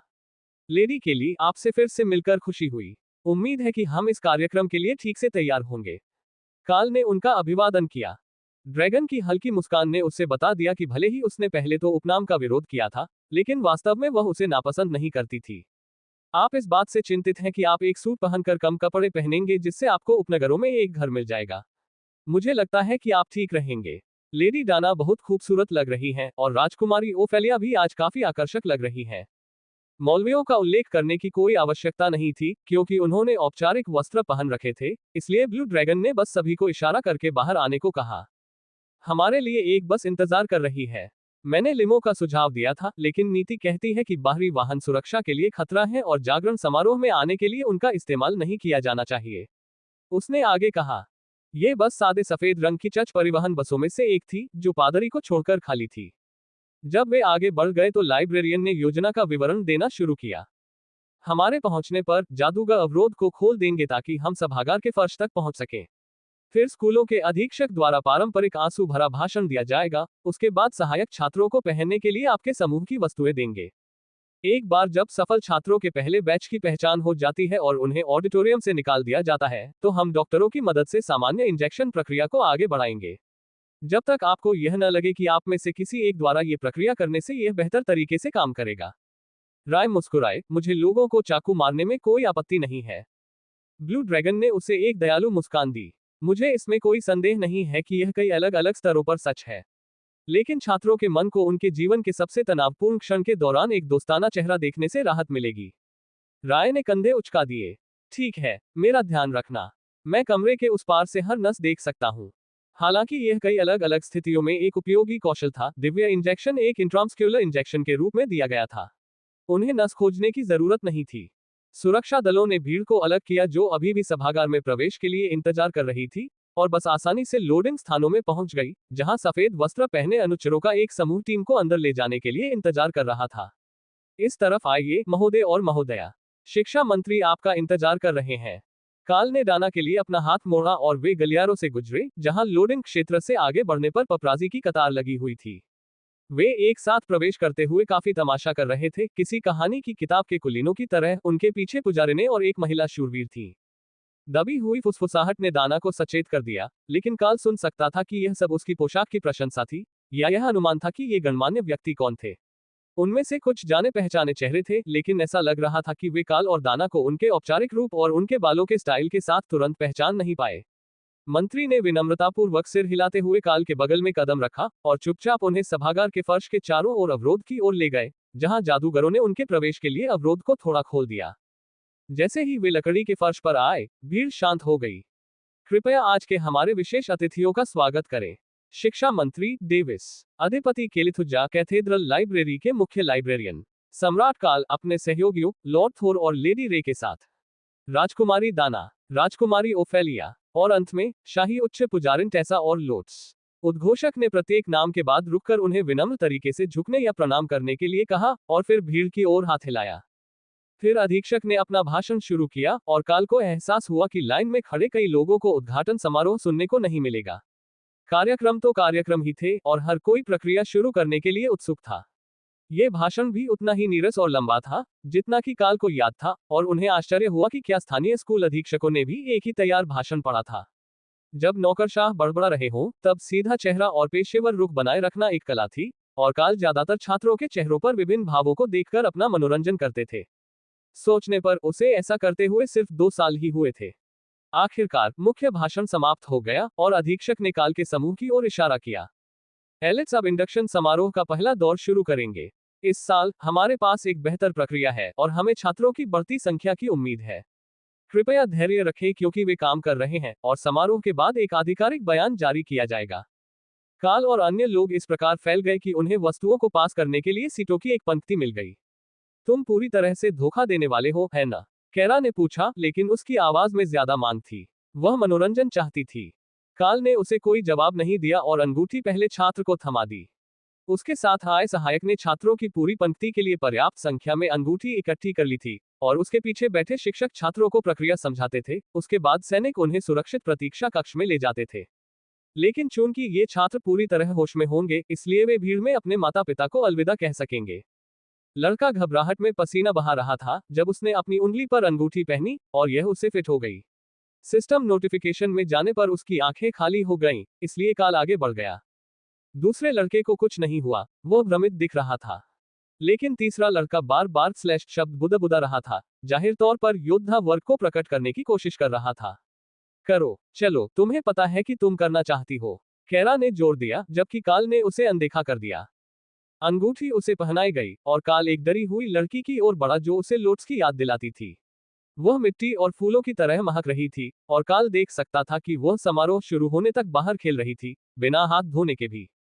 कौशल शिक्षण अनुरोध पशु उत्थान। काल ने उसे अंगूठी थमा दी जबकि कैरा मन ही मन खुश हो रही थी। अच्छा निर्णय, ये वह कौशल है जिसकी सभी लोट्स प्रकार के प्राणियों को आवश्यकता होती है। वे स्वयं को चोट पहुंचाने के लिए प्रवण है। शून्य बेजन ने उसे बधाई दी। काल आगे बढ़े और छात्रों को अंगूठियां बांटने लगे। आधे से ज्यादा छात्र अंगूठियां पहनने में सक्षम थे और गार्ड जल्दी ही एस्कॉर्ट मिशन से अभिभूत हो रहे थे। उन्होंने एक बार में 3 लोगों को ले जाना शुरू कर दिया था क्योंकि प्रतीक्षा कक्ष तक पहुंचने के लिए काफी लंबा रास्ता तय करना पड़ता था, लेकिन फिर भी उन्हें अगले बैच को लाने के लिए वापस भागना पड़ रहा था। कक्षा चयन स्क्रीन या जो भी नोटिस उन्हें मिला था, उसके बाद बच्चे थोड़े भ्रमित थे और उन्हें अभी भी एस्कॉर्ट की आवश्यकता थी, इसलिए काल उन्हें बाहर निकलने के लिए पैदल नहीं भेज सकता था। लेकिन वह लगभग अपनी लाइन के अंत में था और अंतिम कुछ छात्र भी पहले कुछ छात्रों की तरह ही घबराए हुए थे। काल के पीछे नर्सों ने इंजेक्शन लगाना शुरू कर दिया था ताकि इस प्रक्रिया से कुछ और एलीट लोगों को लाभ मिल सके। दूसरी लहर अभी भी बैठे छात्रों के साथ साथ भीड़ में बैठे उनके माता पिता की उम्मीद को फिर से जगा रही थी। पादरियों के पास एक क्षेत्र उपचार मंत्र सक्रिय था जिससे उन्हें उम्मीद थी कि जो लोग इंजेक्शन के साथ न्यूनतम रूप से संगत थे, उन्हें शक्ति से घायल होने पर सफलता की बेहतर संभावना मिलेगी। राजधानी और अन्य बड़े शहरों में जहां शक्तिशाली मौलवी मौजूद थे, ये सामान्य बात थी और इससे उन छात्रों की चोटों की संख्या में काफी कमी आई जो उन्होंने ट्रेन में भेजे थे। छात्रों के लिए यह बहुत आशाजनक नहीं लग रहा था, लेकिन शुरुआती इंजेक्शन से सफलता की दर बहुत अच्छी नहीं थी और संभवतः अधिकांश सफलताएं पहली विधि से ही प्राप्त हुई होंगी। काल ने एक अंतिम सफलता के साथ काम पूरा किया और नर्सों को लाइन से नीचे जाते हुए देखने के लिए पीछे मुड़ा। राय की लाइन में एक सफलता मिली, फिर ओफेलिया की लाइन में एक। लेकिन बस इतना ही। काल देख सकता था कि कुछ लोगों पर इंजेक्शन की बुरी प्रतिक्रिया हो रही थी, लेकिन उपचार मंत्र के प्रभाव से वे स्थिर रह रहे थे, जबकि शक्ति उनके शरीर से होकर गुजर रही थी। भीड़ में खुशी का माहौल था। इतिहास में पहली बार हारे हुए छात्रों से ज्यादा खुश माता पिता थे। आमतौर पर काल को लगता था कि भीड़ कुछ भाग्यशाली लोगों को बधाई देगी, लेकिन अब यह अभी भी बैठे छात्रों के माता पिता के लिए सहानुभूति और उन छात्रों के माता पिता को बधाई देने के बीच का मिश्रण था जिन्हें ले जाया गया था। समारोह का बाकी हिस्सा उन छात्रों पर केंद्रित होना था जो आगे की कक्षाओं में जाने वाले थे या नौकरी की तलाश में थे, इसलिए काल और उनकी टीम मंच के पीछे चली गई ताकि वे आने वाले प्रेरणादायक भाषणों और गीतों में बाधा न डालें। सौभाग्य से सभी के लिए ये अधीक्षक के अलावा किसी और द्वारा दिए जाएंगे। काल ने जब किसी को प्रवेश करते सुना तो वह मुड़ा और देखा कि भीड़ उसकी निगाहों का अनुसरण कर रही है। यह एक मनोरंजक दृश्य था, हजारों लोगों को एक साथ मुड़ते हुए देखना क्योंकि उसने पदचिह्नों की आवाज सुनी थी, लेकिन ये पूरी तरह से काम आया क्योंकि एक युवा एलिट ने एक मूर्ति की छोटी फ्रिली पोशाक में भीड़ को लहराया और मंच पर जाने के लिए आगे बढ़ा। लेकिन जब वह खुले में आई तो उसका सारा ध्यान वहां उपस्थित मेहमानों पर था। किसी ने उसे नहीं बताया था कि इस साल चीजें बदल रही हैं और वह कुछ स्कूल अधिकारियों और नर्सों की उम्मीद कर रही थी। रॉयल और मोनार्क रैंक के कुलीनों का पूरा समूह और मुख्य लाइब्रेरियन नहीं। मूर्ति शायद राजधानी में कोई प्रसिद्ध व्यक्ति थी, लेकिन काल को नहीं पता था कि आरोही रैंक की लड़की कौन थी। ये भावना पारस्परिक थी, लेकिन वह अच्छी तरह से प्रशिक्षित थी और मंच पर आने के बाद भी अपनी दिनचर्या को बनाए रखने में कामयाब रही। यहां तक कि ऑडिटोरियम में खाली सीटों की भारी संख्या भी उसे अपने प्रदर्शन से विचलित करने के लिए पर्याप्त नहीं थी। सभी को सुप्रभात। हमारे सभी नए एलीट और उनके परिवारों को बधाई। लेकिन बाकी सभी के लिए आज का दिन अभी भी बहुत खास है, क्योंकि आज कैपिटल जॉब फेयर है। जब जॉब फेयर के लिए बिक्री की बात शुरू हुई, तो उद्घोषकों ने घोषणा की कि छात्र आ सकते हैं और एलीट से मिल सकते हैं। दूसरों के लिए ऐसा करने की कोई जरूरत नहीं थी, वे एलीट बनने वाले थे, लेकिन ऑडिटोरियम की सीटों पर बचे लोगों के लिए यह उनके लिए एक बड़ी घटना थी।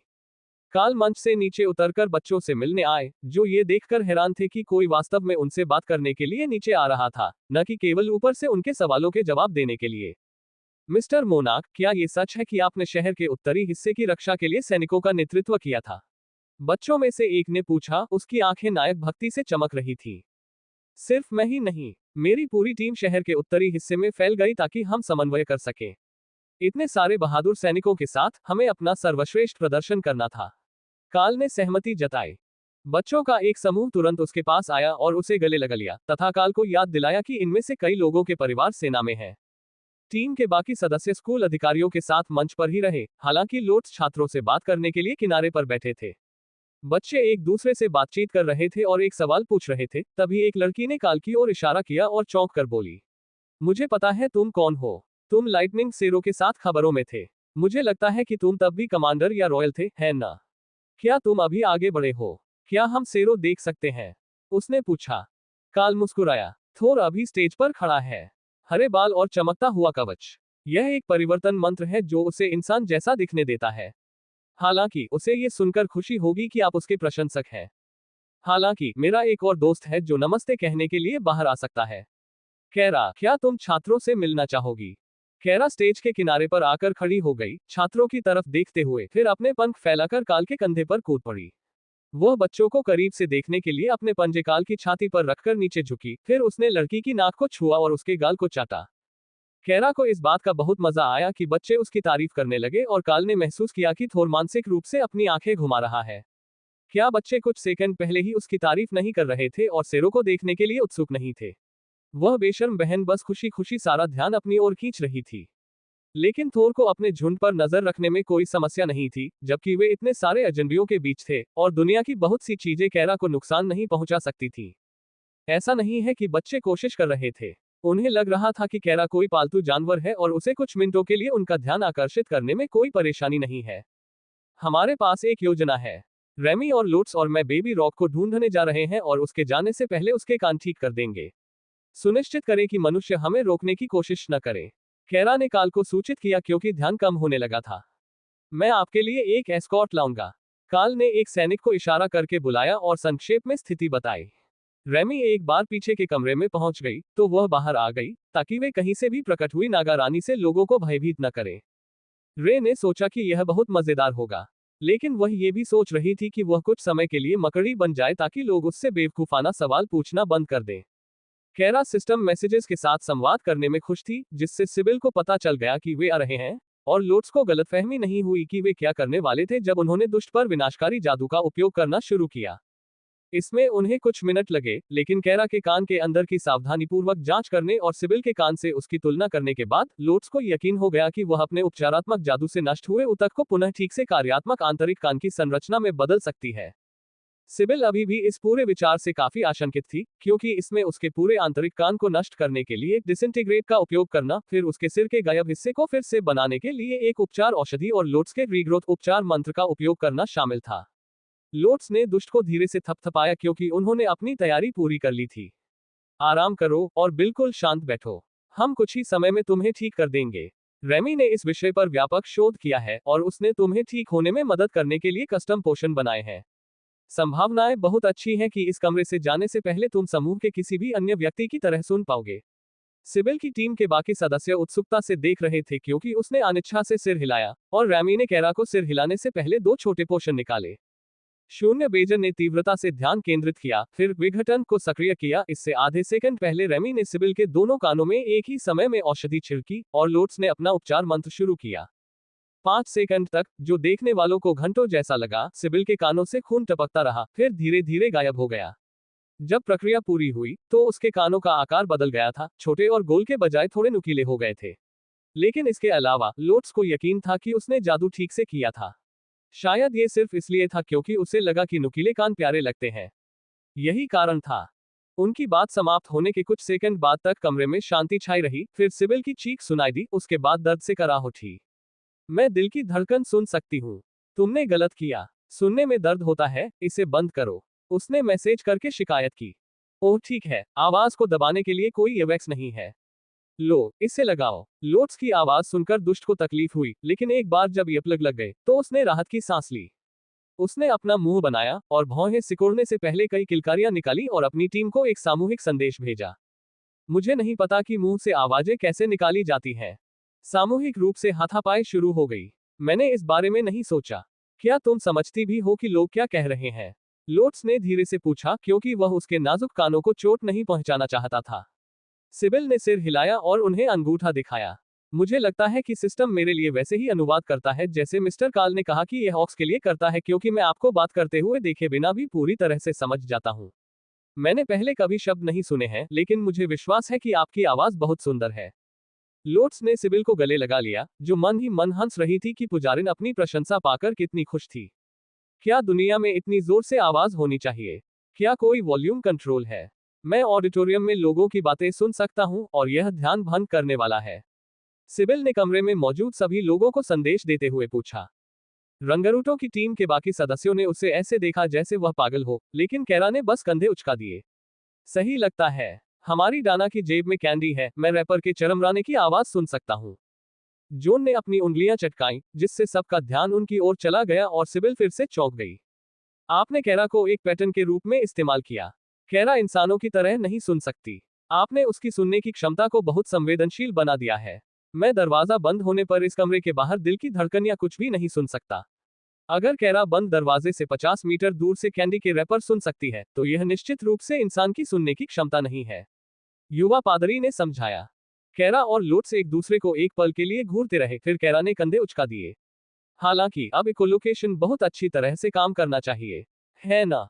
सिबिल ने आह भरी, क्योंकि उसे एहसास हुआ कि अब जब वह सुन सकती थी तो जानवरों से कोई मदद नहीं मिलने वाली थी, जो मिशन को सफल मानते थे। सौभाग्य से उसके पास कुछ बिंदु उपलब्ध थे, और उनमें से एक ऐसा था जिसका उपयोग वह अपनी समस्या को हल करने के लिए कर सकती थी।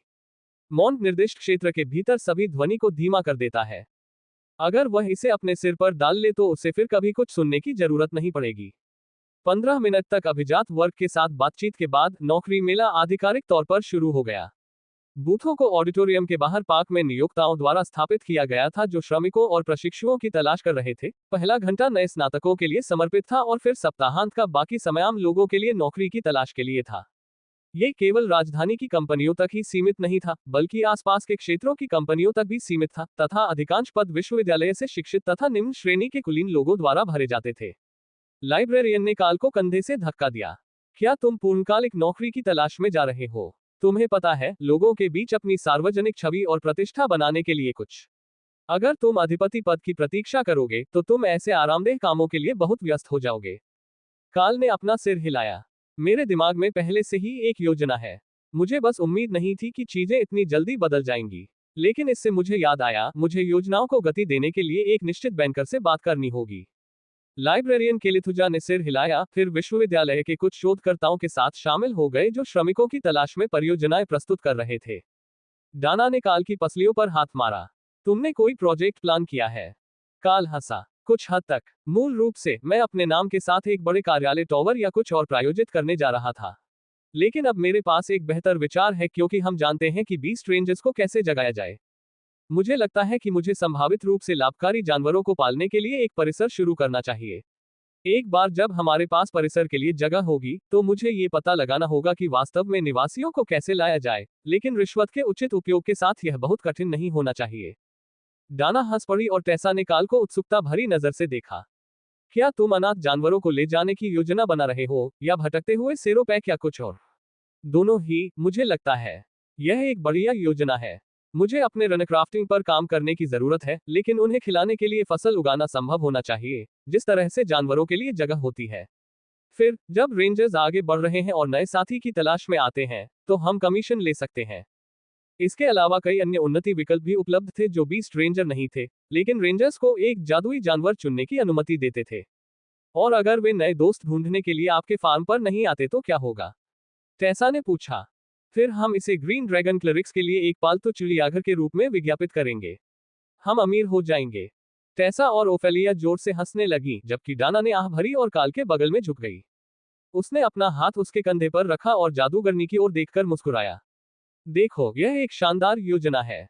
इसके अलावा, अगर हम शेरों को लाते हैं, तो हम जानते हैं कि वे हर दिन उन पर ध्यान देने और सिर थपथपाने के लिए आने वाले लोगों पर आपत्ति नहीं करेंगे। थोर को ये बात अच्छी लगी। वास्तव में, उससे आश्चर्य हुआ कि किसी ने पहले ऐसा क्यों नहीं सोचा।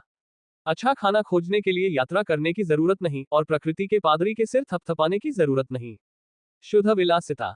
राय ने उसे याद दिलाने के बारे में सोचा कि ऐसा करने से उसकी स्वतंत्रता छिन जाएगी और वे एक परिसर में ही फंस जाएंगे, लेकिन जल्दी ही उसे एहसास हो गया कि लाइटनिंग सेरो इसे आवश्यक रूप से बुरी बात नहीं मानेगा। वे बस क्षेत्रीय हो जाते और उस परिसर की रक्षा करते जहां भोजन था। तथ्य यह है कि उसके चारों ओर एक दीवार थी जो उनके दिमाग में एक बोनस थी। काल ने डाना को अपनी बांह के नीचे दबाए रखा और समूह का नेतृत्व करते हुए सभागार से बाहर निकल गया। अगर वह भाग्यशाली रहा, तो उसे रोथ सेविंग्स एंड लोन समूह से कोई मिल सकता था। बैंकिंग समूहों ने हायरिंग फेयर के लिए बहुत ही पेशेवर स्टॉल लगाए थे, लेकिन उनमें मानव संसाधन विभाग के जूनियर कर्मचारी ही काम करते थे। अगर वह नाथन रोथ से बात करने जा रहा था, तो उसे या तो इंतजार करना होगा या फिर उसे बुलाना होगा। यह अभी भी छात्रों के लिए शुरुआती पहुंच का समय था, इसलिए यह पूरा क्षेत्र ज्यादातर खाली था। वे वित्तीय समूह के लिए मिडिल स्कूल के छात्रों को तब तक काम पर नहीं रखेंगे जब तक उन्हें चौकीदारों की जरूरत न हो। लेकिन एक बार जब दूसरे लोग आ गए, तो उनके पास निश्चित रूप से लाइन लग गई। क्या कोई है जिससे आप जाने से पहले मिलना चाहेंगे? काल ने समूह में मौजूद बाकी सभी लोगों से सवाल करते हुए पूछा। फिर उसे आश्चर्य हुआ कि लोर्ड स्कैरा और रैमी के साथ कहां चला गया था, अब जबकि वे सिबिल पर प्रयोग कर चुके थे। ऐसा लगा कि वे अभी भी ऑडिटोरियम बिल्डिंग में ही थे, लेकिन उसे रैमी या कैरा के विचारों से ज्यादा जानकारी नहीं मिल रही थी। सभी ने इस बात की पुष्टि में अपना सिर हिलाया कि वास्तव में उनके पास यहाँ नौकरी मेले में करने के लिए कुछ भी नहीं था, लेकिन वे इतनी आसानी से बचकर नहीं निकल पाएंगे। महाराज, महाराज, अपना एक क्षण का समय, यदि आप चाहें तो, एक आवाज पुकार रही थी। काल ने मुड़कर देखा कि नीले वस्त्र पहने एक युवती दौड़ते हुए उसकी ओर आ रही थी, और उसने कुछ देर के लिए वहां से भाग जाने के बारे में सोचा, इससे पहले कि नीले ड्रैगन पादरी उसे फिर से पकड़ ले। लेकिन उसने निर्णय लिया कि इस जिज्ञासा से निपटना अभी ही बेहतर है, बजाय इसके कि घर पहुंचने के बाद निपटा जाए, क्योंकि तब उसके पास भागने के लिए कोई जगह नहीं होगी। आज मैं आपकी क्या मदद कर सकता हूं, पुजारिन? उसने पूछा। पादरी असहजता से काल के पास रुक गया, दाना की ओर से उसे दी जा रही निगाहों को अनदेखा करते हुए। फिर उसने अपनी आवाज कम कर दी ताकि अन्य लोग उसकी बातें न सुन लें। क्या कोई संभावना है कि मैं नया लाइटनिंग जोन कौशल प्राप्त कर सकूं? मुझे पता है कि आपके दैनिक उपयोग सीमित हैं, लेकिन मेरी बहनें हमारे पास उपलब्ध प्रतियों के साथ कंजूस हो रही हैं, और एक नई पुस्तक की प्रतिलिपि बनाने में सक्षम होना वास्तव में मेरे ग्रेड में मदद करेगा। उसने फुसफुसाया। बेशक, वह एक जागृत रैंक पुजारिन थी, इसलिए वह सीमित संस्करण कौशल पुस्तकों के लिए उम्मीदवारों की सूची में बहुत नीचे थी, लेकिन दाना ने राहत की सांस ली कि यह सवाल नीली बहन के लिए पूरी तरह से सामान्य था। काल ने मुस्कुराते हुए उसके माथे पर थपकी दी और कौशल को सक्रिय किया, और फिर पुजारिन ने उसे और डाना दोनों को गले लगा लिया। बहुत बहुत धन्यवाद। मुझे लाइब्रेरी जाना है। मेरा अगला असाइनमेंट सिर्फ 8 दिन में पूरा होना है। एक बार फिर धन्यवाद, सम्राट काल। मैं आपकी इस दयालुता को कभी नहीं भूलूंगा। इसके बाद वह फिर से चली गई, और वहां खड़े लोग ये देखकर पूरी तरह हैरान रह गए कि उन दोनों के बीच क्या हुआ था। ऐसा अक्सर नहीं होता था कि ब्लू ड्रैगन पादरी किसी से अनुग्रह मांगते हो, या उन्हें अपनी कक्षाओं के बाहर भी देखा जाता हो। लेकिन वह निश्चित रूप से उत्साहित था। आप उनके लिए चलती फिरती संक्रांति की तरह हैं, है ना? डाना ने मजाक में कहा। टेसा ने मुस्कुराते हुए कहा, ग्रीन ड्रैगन क्लरिक्स को पागल होने के लिए बहुत आलोचना झेलनी पड़ती है, लेकिन ब्लू ड्रैगन के अनुयायी भी उतने ही उत्साहित हो जाते हैं, जब आप सही विषय पर होते हैं। काल ने पादरी को अपने काम पर वापस जाते हुए देखा, और फिर नौकरी मेले के वित्तीय क्षेत्र के किनारे एक छोटे से स्टैंड पर ध्यान दिया, जैसे कि उसे अधिक शक्तिशाली समूहों द्वारा जबरन बाहर निकाल दिया गया हो। संचालक प्रकृति पुजारी या अनुचर प्रतीत हुआ। काल आगे बढ़ा ताकि वह संकेत देख सके, जबकि संचालक घबराहट में किसी के इतने करीब आने का इंतजार कर रहा था कि वह उसे पुकार सके। नेको कैट कैफे, खाद्य सेवा कर्मचारियों और रसोइयों को काम पर रखना, सभी प्रकार के निवेशकों के साथ काम करने को तैयार। रैमी, लोट्स को हमारे पास ले आओ। वहां एक कैट कैफे खुलने वाला है। मुझे लगता है कि उसे यह बहुत पसंद आएगा। काल ने निर्देश दिया। ठीक है, हम सिर्फ भर्ती हुए लोगों से बात कर रहे हैं। वे जल्द ही ट्रेन की ओर जाने वाले हैं। हर कोई हमारे समूह और उनकी बढ़त से ईर्ष्या करता है। काल ने चुलबुली युवा अनुचर के पास जाकर पुष्टि की कि वह काफी करीब था। वह सामान्य रैंक की थी और प्रकृति पुजारिन के वस्त्र पहने हुए थी, इसलिए वह एक अनुचर थी जो एक ऐसे प्रोजेक्ट पर काम कर रही थी जिसके बारे में उसे लगता था कि वह उसकी देवी को खुश करेगी। सुप्रभात सम्राट, राजकुमारियों, उच्च पुजारिनों। क्या आप नेको के कैट कैफे के बारे में सुनने में रुचि रखते हैं? उसने उम्मीद से पूछा। हाँ, मेरे पास एक प्रकृति प्रधान पुजारिन भी आ रही है और मुझे पूरा विश्वास है कि वह आपकी पहल को स्वीकार करेगी। अनुचर हंसा। मुझे इस पर संदेह है। हर कोई कहता है कि मेरा विचार मूर्खतापूर्ण है। हमारा छात्रावास क्षेत्र पहले से ही बिल्लियों से भरा हुआ है, इसलिए हम उन्हें देखने क्यों जाएंगे? लेकिन अगर आप मेरी व्यावसायिक योजना और सावधानीपूर्वक एकत्र किए गए डेटा को देखें, तो पाएंगे कि प्यारे किस्म के दोस्ताना जानवरों की कंपनी 30% से अधिक आबादी के बीच लोकप्रिय है। अकेले यही बाजार हिस्सेदारी इतनी है कि मेरा मानना है कि यहाँ एक कैट कैफे के लिए जगह है और मुझे सेंट्रल पार्क के पास वॉकिंग स्ट्रीट पर एक उपयुक्त स्थान पर जगह मिल गई है, जिसके लिए फंडिंग मिलनी बाकी है। काल ने अपना हाथ हिलाया और मेज के दूसरी ओर बैठने के लिए पृथ्वी अवरोध से एक पत्थर की कुर्सी बनाई और युवा पादरी ये देखने के लिए इधर उधर दौड़ा कि उसने क्या किया है। तुम्हारे पास मुफ्त कुर्सी बनाने का हुनर है। ये तो कमाल है। क्या इससे दूसरी कुर्सियां भी बनती हैं? क्या इससे और कुर्सियां भी बन सकती हैं? वह खुशी से बोली। यह एक पृथ्वी अवरोध रक्षात्मक मंत्र है। ये कुर्सियां बनाने के लिए नहीं है। लेकिन हाँ, मैं कुर्सियों की कई शैलियां बना सकता हूँ या उनकी पूरी पंक्तियां बना सकता हूँ। काल हंसा, जबकि दाना अपनी हंसी छिपाने के लिए दूर चली गई। अनुचर धीरे धीरे शांत हो गया, जबकि आसपास के बैंकरों ने निराशा में अपना सिर हिलाया। वह एक सम्राट से फंडिंग के लिए प्रस्ताव रख रही थी, लेकिन वह 10 सेकंड के लिए भी गंभीर नहीं रह सकी। उन्हें कोई संभावना नहीं दिख रही थी कि वह वास्तव में व्यवसाय में सफल होगी। एक बार जब वह अपनी सीट पर वापस आ गई, तो काल ने महत्वपूर्ण सवाल पूछना शुरू किया। क्या आपको जानवरों के आसपास खाने पीने की चीजें परोसने के लिए परमिट मिलने में कोई समस्या होने की आशंका है? आपके व्यवसाय के अस्तित्व के लिए गुणवत्तापूर्ण उत्पाद जरूरी होंगे। कोई भी ग्राहक सिर्फ बिल्लियों के साथ रहने के लिए खराब कॉफी नहीं पिएगा। आखिरकार पुजारिने और दूसरे बिल्ली प्रेमी पूरे शहर में ब्लिंक बिल्लियों का पीछा कर सकते हैं। नेको ने हंसते हुए सहमति में सिर हिलाया। मेरे पास मेरी देवी से उन्नत खाद्य निर्माण मंत्र है, हालांकि यह अभी भी सामान्य ग्रेड का है।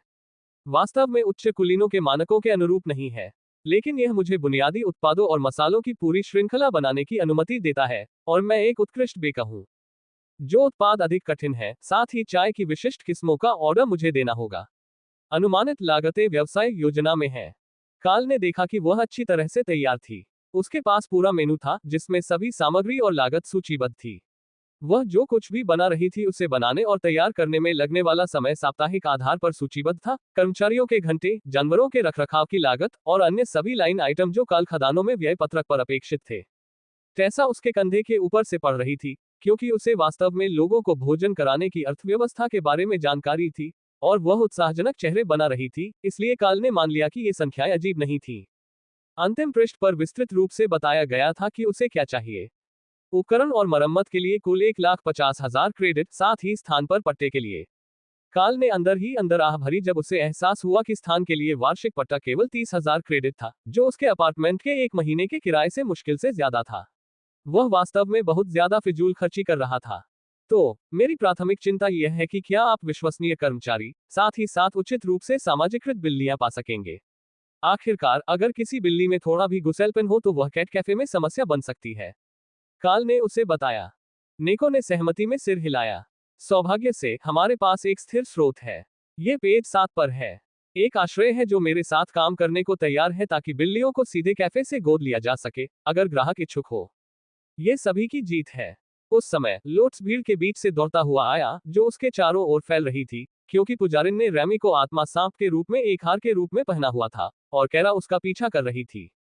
स्थानीय लोगों के लिए यह दृश्य भयावह था, क्योंकि स्पिरिट स्नैक विषैले होते हैं, तथा मोनाक रैंक का एक सांप जो अधिकांश पुरुषों की भुजाओं से भी अधिक मोटा होता है, यदि वह किसी प्रकार का बंधुआ जानवर न हो, तो यह कोई हंसी की बात नहीं थी। यह तथ्य कि इसे प्रकृति पुजारिन के गले में लपेटा गया था, सुरक्षा की गारंटी नहीं देता था। मैं क्या चूक गया? लोट्स ने रैमी को इतनी दूर तक ले जाने के बाद सांस फूलाते हुए पूछा। ये प्यारी युवा अनुचर एक कैट कैफे स्थापित करने के लिए काम कर रही है, और मैं निवेश के माध्यम से उसकी मदद करने पर विचार कर रहा था। काल ने बताया। ओह, क्या आपके पास इंटीरियर डिजाइन है? लोट्स ने पूछा। नेको मुस्कुराए और उसने अपने बाइंडर को खोला, जो अत्यंत विस्तृत चित्रों से भरा था। अब वहां कुछ डिजाइन है, क्योंकि मुझे यकीन नहीं था कि मुझे क्या सुविधा मिलेगी। मकान मालिक बिना भुगतान के उन्हें नहीं रखेंगे और मेरे पास अभी तक कोई बीज राशि नहीं है, नेको ने बताया। यह कोई समस्या नहीं होगी, यहाँ कोई न कोई जरूर दिलचस्पी लेगा। लोट्स ने चिंता को दूर करते हुए दीवारों पर बिल्लियों के लिए चढ़ने के लिए प्लेटफॉर्म और खरोचने के लिए पोस्ट की तस्वीरें देखीं और टेबलों को सफेद लेस वाले कपड़े से ढका गया। क्या आप सचमुच एक ग्रीन ड्रैगन एकोलाइट द्वारा संचालित एक यादृच्छिक कैफे को वित्तपोषित करने जा रहे हैं? पास के एक वित्तीय सेवा बूथ संचालक ने काल से पूछा जब वह उन दोनों को डिजाइन पर चर्चा करते हुए देख रहा था। काल ने सिर हिलाया। योजना एक गुणवत्तापूर्ण बेकरी और डेसर्ट और विदेशी चाय में विशेषज्ञता वाले कैफे के लिए है। डिजाइन में एक पिकअप विंडो भी शामिल है जो उन लोगों के लिए है जो बिल्लियों के साथ बैठने में रुचि नहीं रखते हैं। बैंकर ने उसकी ओर ऐसे देखा जैसे वह पागल हो, फिर अपना सिर हिलाया और दूर चला गया। यदि अभिजात वर्ग दान पर पैसा बर्बाद करना चाहता है तो ऐसा ही हो।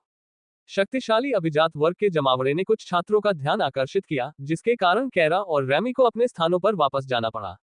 वे युवा नौकरी चाहने वालों को भयभीत नहीं करना चाहते थे, विशेषकर तब जब काल इस दुकान में निवेश करने जा रहा था। एलीट बनने का पहला अवसर प्रदान करने के लिए चुने गए समूह की उपस्थिति ही युवा नौकरी चाहने वालों को बूथ तक खींचने के लिए पर्याप्त थी, जिससे उन्हें नौकरी देने की इच्छुक अन्य कंपनियों को निराशा हुई तथा निकटवर्ती स्टॉलों को खुशी हुई जिन्हें प्रवेश स्तर के कर्मचारियों की आवश्यकता थी। राजकुमारी, ये कैसा काम है? लड़कियों में से एक ने दाना से फुसफुसाकर पूछा। पहले तो वह चौंकी, क्योंकि उसे इतने सम्मान से राजकुमारी कहलाने की आदत नहीं थी, और काल ने मन ही मन ये नोट कर लिया कि वह ऐसा अधिक बार करेगा। यह एक बिल्ली कैफे है। प्रकृति पुजारियों और जानवरों के स्वामी तुरंत इसकी ओर आकर्षित होते हैं, उसने फुसफुसाते हुए कहा। जैसे एक कैफे जिसमें बिल्लियां इधर उधर दौड़ती भागती फिरती हो।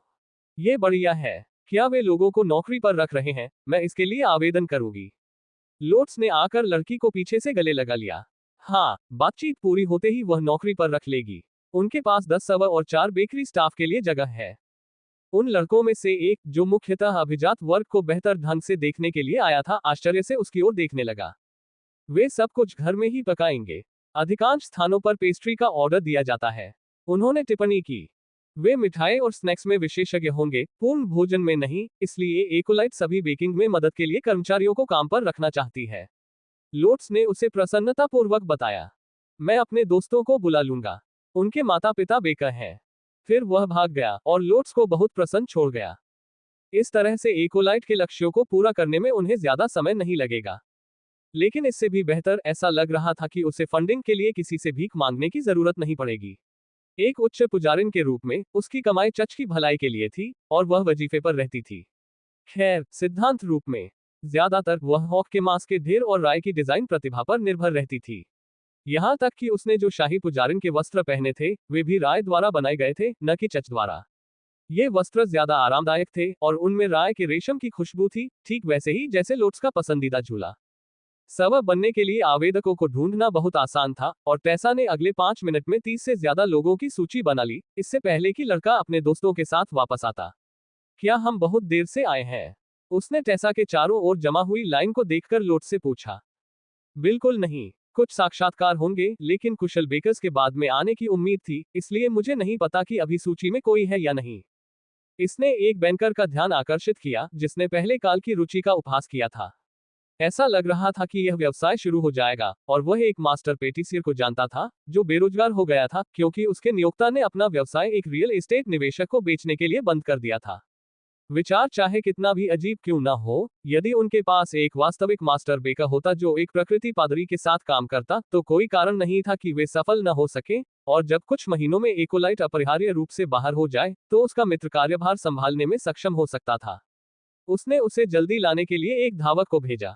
ये कार्यक्रम अभी तक आम लोगों के लिए खुला नहीं था, लेकिन उसने उसे अंदर लाने के लिए एक वेंडर पास के साथ लड़के को भेजा।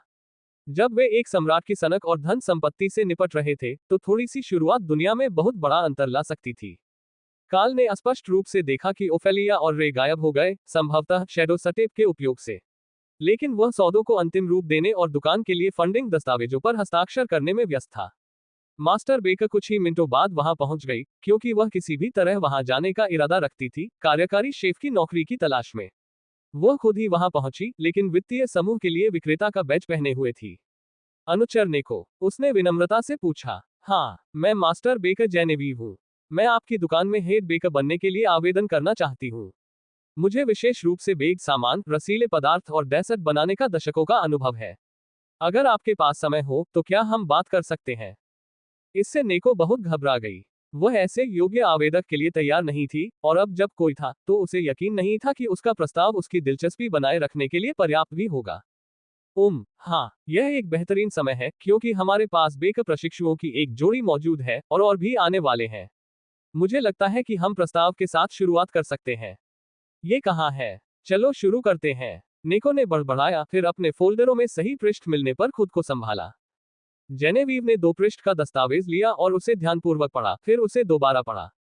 ईमानदारी से कहूं तो उसके मानकों के हिसाब से मूल वेतन अविश्वसनीय रूप से कम था। लेकिन निको ने बेकरी की बिक्री का एक हिस्सा मुख्य बेकर को प्रोत्साहन के रूप में देने की पेशकश की थी। अगर वह बढ़िया मिठाइयों के लिए एक स्वतंत्र प्रतिष्ठा बना सकती है, तो एक छोटी बेकरी भी इसके लिए पर्याप्त राजस्व बना सकती है। यह तथ्य कि यह एक कैट कैफे भी था, उन कॉर्पोरेट कैटरिंग क्लाइंट के लिए अप्रासंगिक होगा जो मास्टर शेफ द्वारा कस्टम प्लेटर्स बेक करवाने के लिए अत्यधिक शुल्क का भुगतान करेंगे। एक बार जब दुकान की बेकरी की प्रतिष्ठा स्थापित हो गई, तो कुछ उम्मीद थी कि वह इसे नियमित रोजगार अनुबंध की तुलना में कहीं अधिक लाभ में बदल सकती है। वह बेरोजगार थी, लेकिन हताश नहीं थी, और मास्टर बेकर को आश्चर्य हुआ कि उसे क्यों बुलाया गया था। फिर उसने मेज के दूसरी ओर जादुई कुर्सी पर बैठे आदमी को देखा, और महसूस किया कि यह उसके दोस्त द्वारा शक्ति का खेल था। सम्राट रैंक वाला बेकर बहुत अमीर होना चाहिए, इसलिए बैंकर ने सोचा था कि यह उसके लिए एक सुरक्षित निवेश था। उसके पास कुछ भी समझाने का समय नहीं था, लेकिन वह एक रॉयल हाई प्रीस्टेस द्वारा जांची जा रही संभावनाओं से सभी अच्छी चीजें देख रही थी। इस युवा अनुचर के पास और किस प्रकार के छिपे हुए संबंध थे? मेरी एक शर्त है। मुझे रसोई में सभी कर्मचारियों के प्रबंधन का अधिकार चाहिए। आप घर के सामने के हिस्से को अपनी मर्जी से संभाल सकते हैं, लेकिन मैं मेनू सेट करने और अपने रसोई कर्मचारियों से निपटने की पूरी आजादी चाहती हूँ। जेनेवीव ने मांग की। इसे अनुबंध में शामिल कर दीजिए। मुझे इस पर कोई आपत्ति नहीं है। अनुबंध में संशोधन किया गया और उस पर हस्ताक्षर किए गए। फिर बेकर पास में उत्सुकता से प्रतीक्षा कर रहे लड़के और लड़की की ओर मुड़ा। तुम दोनों, मैं तुम्हारे माता पिता को जानती हूँ। छठी मंजिल पर ब्रेड की दुकान है ना? उसने पूछा। दोनों छात्रों ने सिर हिलाया। तुम करोगे? अगर तुम मानक के अनुसार नहीं हो तो मैं इस बारे में तुम्हारी माँ से बात करूंगा। इससे उनका चेहरा पीला पड़ गया। वे भले ही परिवार में सबसे छोटे थे, लेकिन उन्हें इतना पक्षपात नहीं मिला कि अगर वे अपनी माँ की पाक कला को शर्मसार करते तो वे उनके क्रोध से बच पाते। कुछ और आवेदक बेकर के रूप में अपनी योग्यता के साथ आगे आए, और 4 और चुने गए, जिससे कुल रसोई कर्मचारियों की संख्या 7 हो गई, जो निको की योजना से लगभग दोगुनी थी। लेकिन शेफ के साथ उसका यही सौदा था, और उनके पास जरूरत से ज्यादा फ्रंट स्टाफ भी था। सबसे खराब स्थिति में कुछ मेजबान और होस्टेस पार्ट टाइम कर्मचारी हो सकते हैं। फिर ओफेलिया और रे अपने चेहरे पर विजयी भाव लिए वापस लौटी। हमें यूनिट मिल गई। क्या आप जानते हैं कि आप चमकदार पत्थरों के बदले पूरी इमारत ले सकते हैं? राय ने पूछा। काल ने उसकी ओर आंखें घुमाई। क्या तुमने वह इमारत खरीदी थी जिसमें नेको एक यूनिट किराए पर लेना चाहती थी? नहीं, ओफेलिया ने किया। उसने मुझे याद दिलाया कि हॉक और मैं सभी युद्ध क्षेत्रों को लूटते हैं, इसलिए मुझे वास्तव में कुछ धन साझा करना चाहिए। फिर उसने इमारत खरीद ली। ये सुंदर है, और इसके ऊपर अपार्टमेंट वाली 2 अन्य दुकानें हैं, साथ ही यह एक और इसके ऊपर खाली इकाई है। ओफेलिया कहती है कि कीमत अच्छी थी, और मकान मालिक ने उसके प्रस्ताव पर बिल्कुल भी बहस नहीं की। क्या इसका मतलब यह है कि अब मैं निको का बॉस हूं? काल ने धीरे से हंसते हुए जवाब दिया और सिर हिलाने की इच्छा को रोका। नहीं, ओफेलिया उसकी मकान मालकिन है। आपको उस पर हुक्म चलाने का अधिकार नहीं है। लेकिन वह एक प्रकृति पुजारी है, इसलिए आप शायद उसे बाद में पार्क में अपने और लोट्स के साथ खेलने के लिए ला सकते हैं। काल ने निको और जेनेवीव का ध्यान आकर्षित करने के लिए मेज पर थपथपाया।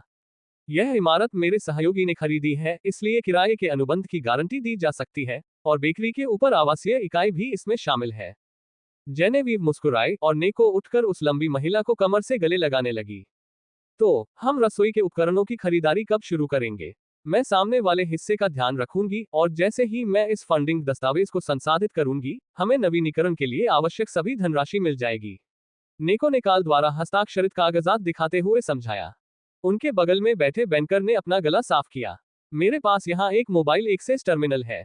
क्या आप हमारी कैपिटल शाखा में एक कॉर्पोरेट खाता खोलना चाहेंगे? जितनी जल्दी सब कुछ निपट गया, उसके दोस्त की नई बेकिंग नौकरी उतनी ही सुरक्षित हो गई। निको के चेहरे पर मुस्कान आ गई। हाँ, शुक्रिया, ये बहुत बढ़िया रहेगा। क्या आप इसे यहाँ से मेरे पहचान बैच से जोड़ सकते हैं? काल ने उसके सिर पर थपथपाया, फिर जेनेवीव की ओर सिर हिलाया। आप सभी से मिलकर बहुत खुशी हुई और मैं ये देखने के लिए उत्सुक हूँ कि आपका व्यवसाय कैसा चलता है। निवेश पर पूरा रिटर्न पाने में सालों लग सकते हैं, लेकिन काल के लिए यह एक बड़ी उपलब्धि थी। एलीट के तौर पर यह उनका पहला वास्तविक निवेश था। अब जब विवरण तैयार हो गया, टेसा ने संभावित कर्मचारियों की संक्षिप्त सूची सौंप दी और उनका काम पूरा हो गया। ट्रेन जल्द ही छात्रों को लेने के लिए यहां आएगी और फिर शहर से निकलते समय एक तरह की परेड होगी। ये पहला पड़ाव था और बाकी छात्रों को दिन में बाद में उठाया जाएगा, जब अकादमी के अंतिम चरण के लिए गाड़ियों को इंजनों के बीच स्थानांतरित किया जाएगा। बाकी दिन के लिए क्या योजना है? टेसा ने पूछा, जबकि उसने सावधानीपूर्वक भूमि के दस्तावेज वाले फोल्डर को अपने कोट में रखा। वह छोटी सी किराए की संपत्ति उसके माता पिता के लिए एक अच्छी, स्थिर मासिक आय प्रदान करेगी, चाहे वह भविष्य में एक कुलीन के रूप में कहीं भी क्यों न हो। शॉपकीपर स्वीट्स वाली 3 वाणिज्यिक इकाइयां उसके पड़ोस में आरामदायक जीवन कहलाने के लिए आवश्यक से कहीं अधिक लाती थी। काल मुस्कुराया। ठीक है, मुझे अपने माता पिता को कुछ भेजना चाहिए। मैंने उनसे कुछ समय से बात नहीं की है, और जब हम उस क्षेत्र में मिशन पर गए थे, तो मुझे उनकी बहुत याद आई। मुझे पता है कि मेरे पिताजी को पदोन्नति मिल गई है, और वे अब अच्छा पैसा कमा रहे हैं, लेकिन मुझे यकीन है कि मैं उनके लिए इससे भी बेहतर कर सकता हूँ। दाना मुस्कुराई, क्या आप उन्हें राजधानी में लाने की योजना बना रहे हैं? ओफेलिया ने सिर हिलाया, जबकि काल ने अपना सिर हिलाया। क्या आपको लगता है कि मैं अपने पिता को अब कंपनी छोड़ने के लिए मना सकता हूँ, क्योंकि वे बड़े बॉस में से एक हैं, जो खदानों में अपने पुराने दोस्तों के लिए कंपनी की नीति निर्धारित करते हैं? नहीं, वह वही रहना पसंद करेगा। लेकिन इसका मतलब यह नहीं है कि जब तक वह काम करता है, मैं उन्हें आराम की जिंदगी नहीं जीने दूंगा। कैथेड्रल में स्टेशन या किसी भी बैंक शाखा में ये काम कुछ ही मिनटों में हो जाता था। उनके पिता ने वेतन वृद्धि के 1 साल बाद लगभग 50,000 क्रेडिट बनाए, जबकि इससे 1 साल पहले उन्होंने 9,000 क्रेडिट बनाए थे। इसलिए भले ही काल ने उन्हें कुछ 100,000 भेजे हो, उनके पास इतना पैसा होगा कि वे नहीं जानते कि उनका क्या करना है। काल अपने पिता को अच्छी तरह से जानता था। वह अपने लिए बहुत सारी महंगी चीजें नहीं खरीदता था। इसके बजाय वह माँ की पसंद की चीजें खरीदता था और फिर खदानों में जरूरतमंद परिवारों को कुछ उदार दान देता था। इतना नहीं कि हंगामा मच जाए, लेकिन समस्या का समाधान हो जाए। वह बिल्कुल इसी प्रकार का व्यक्ति था। फिर काल ने डाना को उत्सुकता से देखा। तुम्हारे बारे में क्या? उन्हें कुछ भेजने की योजना है? पैसे, रे से शाम की मुलाकात, एक पिल्ला। दाना ने खुशी से कहा। दिन के हिसाब से ये तीनों ही विकल्प वैध लगते हैं। मेरे पिता को कुत्तों से एलर्जी है, लेकिन मैंने अपनी माँ के लिए एक ट्रस्ट बनाया है, इसलिए उन्हें हर महीने पैसे भेजे जाते हैं। इसके अलावा मुझे चीजों को बदलने की कोई जल्दी नहीं है। तो फिर मुझे लगता है कि हम दिन भर के लिए सो सकते हैं। हम सभी कुछ समय से व्यस्त हैं, या तो युवाओं को प्रशिक्षित करने में या ब्लू क्लेरिक्स को खुश रखने में। मुझे लगता है कि 1 या 2 दिन का आराम एक अच्छी योजना है। जैसे ही काल को सिबिल का संदेश मिला, पूरा समूह एक साथ अपार्टमेंट के लिए निकल पड़ा। क्या आप जानते हैं कि ट्रेन में आप जितनी कुकीज मांगेंगे, वे आपको उतनी ही कुकीज देंगे? ये जगह अद्भुत है। काल ने दूसरों की तरफ देखा कि क्या उन्हें संदेश मिल गया है, लेकिन केवल थोर और रे ही हंस रहे थे। इसलिए संदेश संभवतः रे के लिए था, लेकिन रास्ते में उसके पास से गुजर गया। राय ने पहले उत्तर दिया, जब तक आप इतना नहीं खाते कि आप मोटे और धीमे हो जाएं। मत भूलिए, जब तक आप स्नातक नहीं हो जाते, मैं अघोषित रूप से तत्परता परीक्षण करता रहूंगा। समझ गया, बड़ी बहन। मैं खुद को तैयार रखूंगा। जैसे ही मैं नए कानों के साथ तालमेल बिठा लूंगा।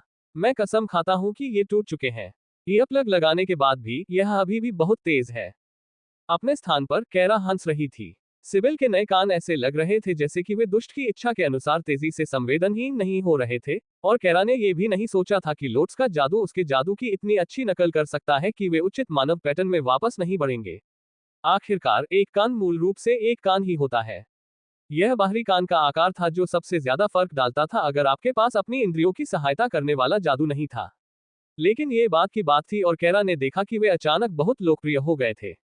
समूह नौकरी मेले से जा चुका था, लेकिन लोग उन्हें देखकर हाथ हिला रहे थे, या जब वे शहर में घूम रहे थे तो तस्वीरें भी ले रहे थे। अब इनमें से कुछ बातें समझ में आने वाली थी, क्योंकि राय की राजकुमारियां अपनी पोशाकों में बहुत अच्छी लग रही थी, और डाना ने अंततः अपना गर्म कोट उतार दिया था और अपनी पोशाक की पारदर्शी रेशमी बाहरी परतों को अपना लिया था। लेकिन अब लोग उन्हें समारोह से पहचानते थे, इसलिए जादुई लगाव न रखने वालों को टीम के शक्ति स्तर या महत्व का अनुमान लगाने की जरूरत नहीं थी। स्थानीय लोगों ने सभी घोषणाएं देखी थी, या तो सभागार में या बाहर स्क्रीन पर। 1-2 दिन में सब कुछ शांत हो जाएगा, लेकिन आज के लिए वे महत्वपूर्ण महसूस कर रहे थे। थोर को यह बहुत पसंद था। जब वे अपार्टमेंट बिल्डिंग के दरवाजे पर पहुंचे, तो नाइल रे के साथ प्रशिक्षण के लिए जाने का इंतजार कर रहा था, जो लोगों की नजरों से ओझल होते ही रॉक के साथ गायब हो गई। दरबान को बहुत गुस्सा आया। हर बार जब वे गायब हो जाते थे तो वह डर जाता था। लिफ्ट से बाहर निकलते समय लोट्स मुस्कुराया। मैं बुलबुले बनाना शुरू कर दूंगा। वाइन और स्नैक्स किसके पास है? ओफेलिया ने उसे बाहों में भर लिया। मेरे पास इससे बेहतर कुछ है। जब मैं बाहर थी तो मैंने कॉफी में मिलाने के लिए क्रीम लिकर खरीदा था। शाम 6 बजे के बाद नहीं। टेसा ने जोर देकर कहा। सुना, हमें इसे जल्दी पीना होगा। फिर हम वाइन पर जा सकते हैं। लोट्स बबल बात शुरू करने के लिए अंदर भागा तो रेड ड्रैगन पादरी ने आह भरी, इसलिए ओफेलिया ने उसे गले लगाया। आराम करो, शराब और गर्म पानी के बीच कॉफी को झपकी लेने से पहले उसे असर करने का समय भी नहीं मिलेगा। इसके अलावा मैंने डिकैफ खरीदा है। काल दाना के पीछे आया और उसकी कमर पर हाथ रखकर उसके कान में फुसफुसाया। और यह राजकुमारी आज शाम क्या करना चाहती है? दाना उसकी छाती से लगकर झुक गई। मैं चाहती हूं कि हम कोई फिल्म लगाएं और सोफे पर बैठकर गले मिलें। जैसा कि काल को संदेह था, उनकी आराम की रात शुरू से ही बर्बाद हो गई थी। उन्होंने अभी पहली फिल्म खत्म ही की थी कि दरवाजे पर दस्तक हुई और टेसा को पढ़ाई से दूर खींचकर उनके मेहमान को अंदर आने दिया गया। जनरल, आपके आगमन से हमें किस बात की खुशी मिली? टेसा ने उस अपरिचित व्यक्ति की ओर देखते हुए पूछा। महायाजक, मैं सम्राट काल की तलाश में आया हूँ। एक जरूरी मामला है जिसमें हमें उनकी सहायता की आवश्यकता है। जनरल ने उत्तर दिया। काल ने आह भरी। उसे एहसास हुआ कि उसकी रात निश्चित रूप से सोफे पर पर्याप्त रूप से लिपटने वाली नहीं थी। लेकिन वह किसी तरह उठ खड़ा हुआ और दरवाजे की ओर बढ़ गया। जनरल, आपसे परिचित होना खुशी की बात है। क्या ये कोई गोपनीय मामला है, या आप यहाँ मौजूद अन्य कुलीनों और उच्च पुजारियों के सामने बोल सकते हैं? काल ने पूछा। जनरल ने कंधे उचका दिए। यह इतना गुप्त नहीं है कि इसे अन्य कुलीनों से छिपाया जाए, बशर्ते कि आपको इस बात से कोई आपत्ति न हो कि वे आपके निजी मामलों को जाने। काल हंसा और मेज की ओर इशारा करते हुए बोला, आओ बैठो। यहाँ के लोगों को अगले कुछ मिनटों में सब पता चल ही जाएगा। जनरल ने काल के सामने एक सीट ली, फिर स्नानघर की ओर एक अजीब नजर डाली, जहां काल ने लोट्स को ओफेलिया के एक चुटकुले पर हंसते हुए और टब में छप छप करते हुए सुना। मैं तुरंत इस पर काम करूंगा, क्योंकि मैं बता सकता हूं कि हर किसी के पास करने के लिए बेहतर काम है। शाही परिवार ने वेनमाउथ कैसल में आपकी उपस्थिति का अनुरोध किया है। उन्हें ब्लू ड्रैगन क्लिरिक्स से आपके द्वारा रनक्राफ्टिंग में की गई नई प्रगति के बारे में खबर मिली है, और इस तरह आपको आधिकारिक तौर पर वेनमाउथ विश्वविद्यालय में फिर से नियुक्त किया गया है। गोल्डन ड्रैगन नेशन में सभी धर्मनिरपेक्ष चीजों का तकनीकी नेतृत्व शाही परिवार के पास था, लेकिन इन दिनों उनकी वास्तविक शक्ति बेहद सीमित थी। राष्ट्रपति को शाही राजकुमारों में से चुना जाता था, लेकिन उनकी वास्तविक शक्ति यहीं तक सीमित थी। काल को दृढ़ता से संदेह था कि पीढ़ियों से सेना पर उनका नियंत्रण नहीं था, और राष्ट्र के अधिकांश लोग अभिजात वर्ग के अस्तित्व में आने से पहले काम करवाने के लिए चर्च की ओर रुख करते थे। क्या तुम्हें पता है कि वे मुझे वहां कितने समय तक रहने की उम्मीद करते हैं? जहां तक मुझे याद है, वेनमाउथ से समुद्र तट तक की दूरी सिर्फ 100 किलोमीटर से थोड़ी ज्यादा है। काल ने पूछा। अनिश्चितकालीन तैनाती। मेरा मानना है कि वे चाहते हैं कि राजा से बात करने के बाद आप हथियार टीमों के साथ काम करें। रूनक्राफ्टिंग का उपयोग करने की आपकी क्षमता को ओवरलॉर्ड रैंक स्पेशल फोर्स टीमों के लिए आवश्यक माना गया है। जनरल ने समझाया। ओह, अगर ऐसा है तो वे मेरे लिए सामान ला सकते थे। जनरल ने अपना सिर हिलाया। विश्वविद्यालय उनके लिए बेहतर उपकरण विकसित करने की कोशिश कर रहा है। उन्होंने कौशल पुस्तकों के साथ विदेशी विशेषज्ञों को भी बुलाया है, जिनका हम आशा करते हैं कि आप उपयोग कर सकते हैं। मुझे सभी विवरण नहीं मिले, लेकिन जाहिर है कि यह आपके कौशल में से एक से संबंधित है, भले ही वह कौशल आपके लिए व्यक्तिगत रूप से प्रासंगिक न हो। काल ने सिर हिलाया। मुझे लगता है कि मैं समझ गया हूं कि यह कहां जा रहा है। वैसे ये थोड़ा लंबा सफर है, लेकिन अगर मैं हॉक के साथ यात्रा करूं तो ये प्रबंधनीय है। जनरल ने कुछ सेकंड तक काल को घूरते हुए स्पष्टीकरण की उम्मीद की। फिर उसे एहसास हुआ कि काल कार्यदिवस के अंत में राजधानी में घर आने की योजना बना रहा था, और उसका पालतू जानवर बस या कार से भी तेज था। आपके लिए रॉयल पैलेस में आवास की व्यवस्था की गई है। यदि वह संतोषजनक नहीं है, तो हम विश्वविद्यालय में कुछ व्यवस्था कर सकते हैं, लेकिन सुरक्षा नीति के अनुसार आपको शहर में ही रहना होगा। जनरल ने सावधानीपूर्वक उत्तर दिया। वह कोई कुलीन व्यक्ति नहीं था, बल्कि एक राजनीतिक अधिकारी था, और उसके पद पर आसीन व्यक्ति ने बहुत पहले ही सीख लिया था कि ऐसी परिस्थितियों में सतर्क रहना चाहिए, जहां आकस्मिक विस्फोट उसकी मृत्यु का कारण बन सकता था। काल ने घबराए हुए जनरल को देखकर मुस्कुराया। अगर ऐसा है तो ऐसा ही है। मैं आपके लिए चीजें मुश्किल बनाने की कोशिश नहीं कर रहा हूं, मुझे बस सुरक्षा नियमों के बारे में पता नहीं था। महल में एक कमरा ठीक होना चाहिए, लेकिन एक छोटी सी समस्या है। आप देखिए, यहाँ समूह ने एक दूसरे को पीछे न छोड़ने और हर 3 महीने में कम से कम एक बार लाल ड्रैगन भगवान को प्रसन्न करने की पवित्र शपथ ली है। इसलिए महल में अकेले जाने से कुछ समस्याएं पैदा हो सकती हैं। अगर हम सब जा सकें, या अगर शहर में हमारे लिए एक अपार्टमेंट खरीदा जा सके, तो इससे कई समस्याएं हल हो जाएंगी। टेसा मुस्कुराई जब जनरल ने इस काम को करने का कोई तरीका सोचने की कोशिश की। अपनी मौजूदा गति और ताकत के साथ काल 3 घंटे से कम समय में वापस दौड़ सकता था। या अगर वह हॉप पर सवार होता तो वह 30 मिनट में वापस आ सकता था। जब तक कि वह रेड ड्रैगन को खुश करने के लिए कुछ नहीं करने जा रहा था, तो यह उसकी शपथ को पूरा करने के लिए पर्याप्त से अधिक होना चाहिए। ऐसा नहीं था कि अगर कोई मिशन पर जाने से पहले नहाने के लिए रुकता तो उन्हें दंडित किया जाता। लेकिन कुछ समय के लिए राजधानी से बाहर रहना दिलचस्प लग रहा था। उनमें से किसी ने भी पहले कभी रॉयल पैलेस नहीं देखा था, सिवाय तस्वीरों के। एकमात्र समस्या ये थी कि किसी समय ऐसी स्थिति उत्पन्न हो सकती थी जहां कैरा और लोट्स को प्राचीन खजानों और दुर्लभ पौधों से भरे महल में अकेला छोड़ दिया जाता। काल धनवान था, लेकिन संभवतः इतना धनवान नहीं था कि वह उस विपत्ति से बाहर निकल सके। मुझे लगता है कि हम इसे कामयाब बना सकते हैं। मैं आप सभी को महल में ले जाऊंगा और हम स्थिति को समझा सकते हैं। फिर शहर या विश्वविद्यालय परिसर में एक लंबे समय के लिए कमरे की व्यवस्था कर सकते हैं। दुर्भाग्य से वेनमाउथ में कोई बड़ा गिरजाघर नहीं है, क्योंकि यह राष्ट्र की धर्मनिरपेक्ष सीट है। लेकिन महल उच्च पुजारियों को उपयुक्त आवास में सहर्ष मेजबानी करेगा। वह स्पष्ट रूप से मन ही मन ये गणना कर रहा था कि उन्हें कितने अपार्टमेंटों की आवश्यकता होगी, इसलिए काल ने उससे बात आगे बढ़ने से पहले ही उसे रोकने का निर्णय लिया। हम साथ साथ यात्रा करने के आदी हैं, इसलिए सभी के लिए अलग अलग यूनिट की व्यवस्था करने की कोई जरूरत नहीं है। कई बेडरूम वाला एक बड़ा स्वीट ठीक है। टेसा और डाना ने सहमति में सिर हिलाया और जनरल ने राहत की सांस ली। इससे ये थोड़ा आसान हो जाता है। मैं आपके लिए विदेशी गणमान्य व्यक्तियों के स्वीट में से एक की व्यवस्था कर सकता हूँ। वे 10 मेहमानों के लिए बनाए गए हैं और आपके समूह के लिए यह आरामदायक होना चाहिए। तभी काल ने देखा कि थोर और रे दोनों मानव रूप में थे, और स्नानघर से सुनाई देने वाली 2 आवाजों से जनरल यह अनुमान लगा रहा था कि उन्हें कम से कम 7 लोगों के लिए कमरे की आवश्यकता होगी। यह तथ्य कि उन्होंने स्पष्ट रूप से मानव न माने जाने वाले समूह के सदस्यों के बारे में नहीं पूछा था, चौंकाने वाला था, लेकिन शायद यह उनके काम का हिस्सा था कि वे अजीब सवाल न पूछें। बुनियादी विवरण तय होने के बाद जनरल ने संतुष्टि में सिर हिलाया। 1 हफ्ते की यात्रा के लिए आपको कितने समय में सामान पैक करना होगा? अगर आप चाहें तो हम शाम को निकल सकते हैं। बस में आपके समूह के साथ यह काफी सुरक्षित है। उन्होंने प्रस्ताव दिया। मुझे लगता है कि हमें अगले 1 घंटे के भीतर यात्रा के लिए तैयार हो जाना चाहिए। हम सभी के पास एक पूरी तरह कार्यात्मक सिस्टम इंटरफेस है, इसलिए हम अपना अधिकांश सामान अपनी इन्वेंट्री में रखते हैं। कपड़ों और व्यक्तिगत वस्तुओं के अलावा हम निश्चित रूप से युद्ध में अपने साथ कुछ नहीं ले जाना चाहेंगे। जनरल ने हंसते हुए कहा, हम राजा के साथ बैठक के लिए कपड़े उपलब्ध करा सकते हैं। अब किसी के पास पारंपरिक सांस्कृतिक पोशाक नहीं है, और वे अभी भी सिंहासन कक्ष के लिए ड्रेस कोड है। काल हंसा। तुम्हारा मतलब है कैनवास पैंट और खनिक का एप्रन। मैं लिथियम खानों से आता हूं, हमारा पारंपरिक पहनावा कोट के लिए थोड़ा अनुपयुक्त है। जनरल मुस्कुराए। मुझे लगता है नहीं, पारंपरिक शाही पोशाकें वास्तव में काफी सैन्यवादी हैं, राष्ट्र की स्थापना के दिनों से, जब पूरा क्षेत्र राक्षसों और जादुई जानवरों से भरा हुआ था। लोट्स और ओफेलिया अपने कवच में स्नान से बाहर आए और बेडरूम से कुछ सामान लेने चले गए। काल कभी भी कुछ भी इधर उधर नहीं छोड़ता था, इसलिए उसने अपने आरामदायक रेशमी घर के कपड़ों के बजाय खुद को एक उचित यात्रा पोशाक देने के लिए बेस्टियल रेमेंट को सक्रिय किया।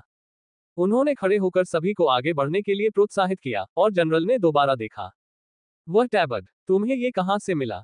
उसने पूछा। काल ने नीचे देखा। जादू ने उसे चांदी की छाती और पैर की प्लेटों के नीचे काले ड्रेक स्केल मेल कवच दिया था, जो सोने की छटनी और लटकन वाले डाकलाइट होस्ट वॉर चैंपियन टैबर्ड के साथ पूरा हुआ था। ओह, यह वास्तव में एक जादू है, कोई भौतिक टैबर्ड नहीं। यह उस स्थिति के लिए सबसे अच्छा चुनने के लिए है, और जाहिर है कि सिस्टम को लगता है कि मुझे किसी को प्रभावित करने की आवश्यकता है।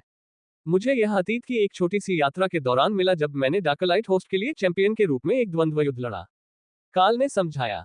वह आदमी घुटन महसूस करने लगा, तभी टेसा ने उसकी पीठ थपथपाई।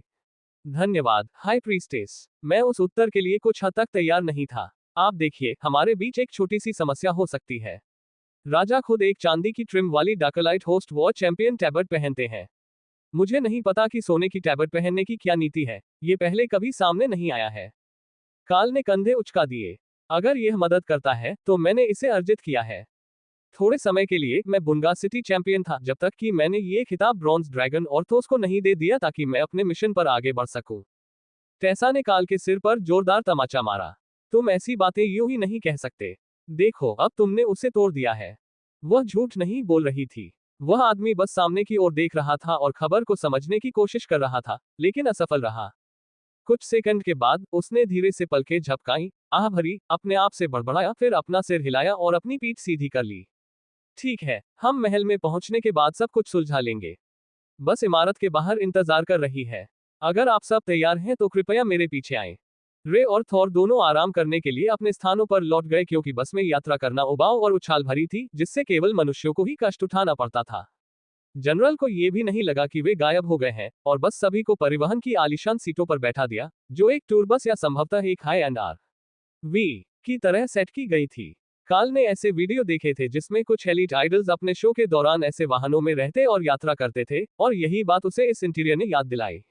बस सड़क पर चलने लगी और जनरल को आखिरकार थोड़ी राहत मिली। उसका प्राथमिक उद्देश्य लगभग पूरा हो चुका था और अनुरोधित अभिजात वर्ग महल की ओर जा रहा था। उनके पहुंचने के बाद बाकी किसी और की समस्या थी। बाईं ओर से आए आवाज सुनकर काल मुड़ा और उसके सामने हर युवा पुरुष और गृहिणी की कल्पना थी। एक नौकरानी, शाही महल की वर्दी में एक वास्तविक जीवित कामकाजी नौकरानी। ओह, कितनी बार उसने चाहा कि वे इतना शानदार जीवन जिए कि वह ऐसा कर सके, ताकि उसे बर्तन धोने या कमरे के ऊपरी कोनों की धूल साफ करने के लिए कुर्सी पर खड़े होने की जरूरत न पड़े। एक बार जब वे शहर के किनारे पहुंच गए, तो हॉक ने अपने स्थान की सीमाओं को पार करते हुए 500 मीटर ऊपर हवा में दिखाई दिया। वह आखिरकार अपने पंख फैला सकता था और उसने अंदर रहने और अगले शहर में इंसानों को डराने से बचने के लिए सहमत नहीं होने का फैसला किया। वे उसकी आदत डाल सकते हैं। सर, मुझे लगता है कि हमारे बीच कोई समस्या हो सकती है। ऊपर एक नीला फीनिक्स पक्षी है और यह पक्षी निश्चित रूप से हमारा पीछा कर रहा है। बस के ड्राइवर ने चुपचाप जनरल को सूचित किया। यह कोई मुद्दा नहीं है, और वह वास्तव में एक घोस्टफायर या थंडरबर्ड है, मेरे बंधुआ भागीदारों में से एक। काल ने दोनों सैनिकों को चौंकाते हुए समझाया। आप ये सुन सकते हैं? जनरल ने पूछा। मैं आपके दिल की धड़कन में भी बदलाव सुन सकता हूँ। काल ने सहमति जताते हुए कहा कि सिबिल ने उसकी अति संवेदनशील सुनने की क्षमता का वर्णन जिस तरह किया था, वह ऐसा कर सकता था यदि वह ध्यान देता, लेकिन काल पूर्व में बहरे रहे दुष्ट की तुलना में पृष्ठभूमि शोर को अनसुना करने में कहीं बेहतर था। जब जनरल जवाब देने की कोशिश कर रहा था, नौकरानी उनके कपड़ों की जांच कर रही थी।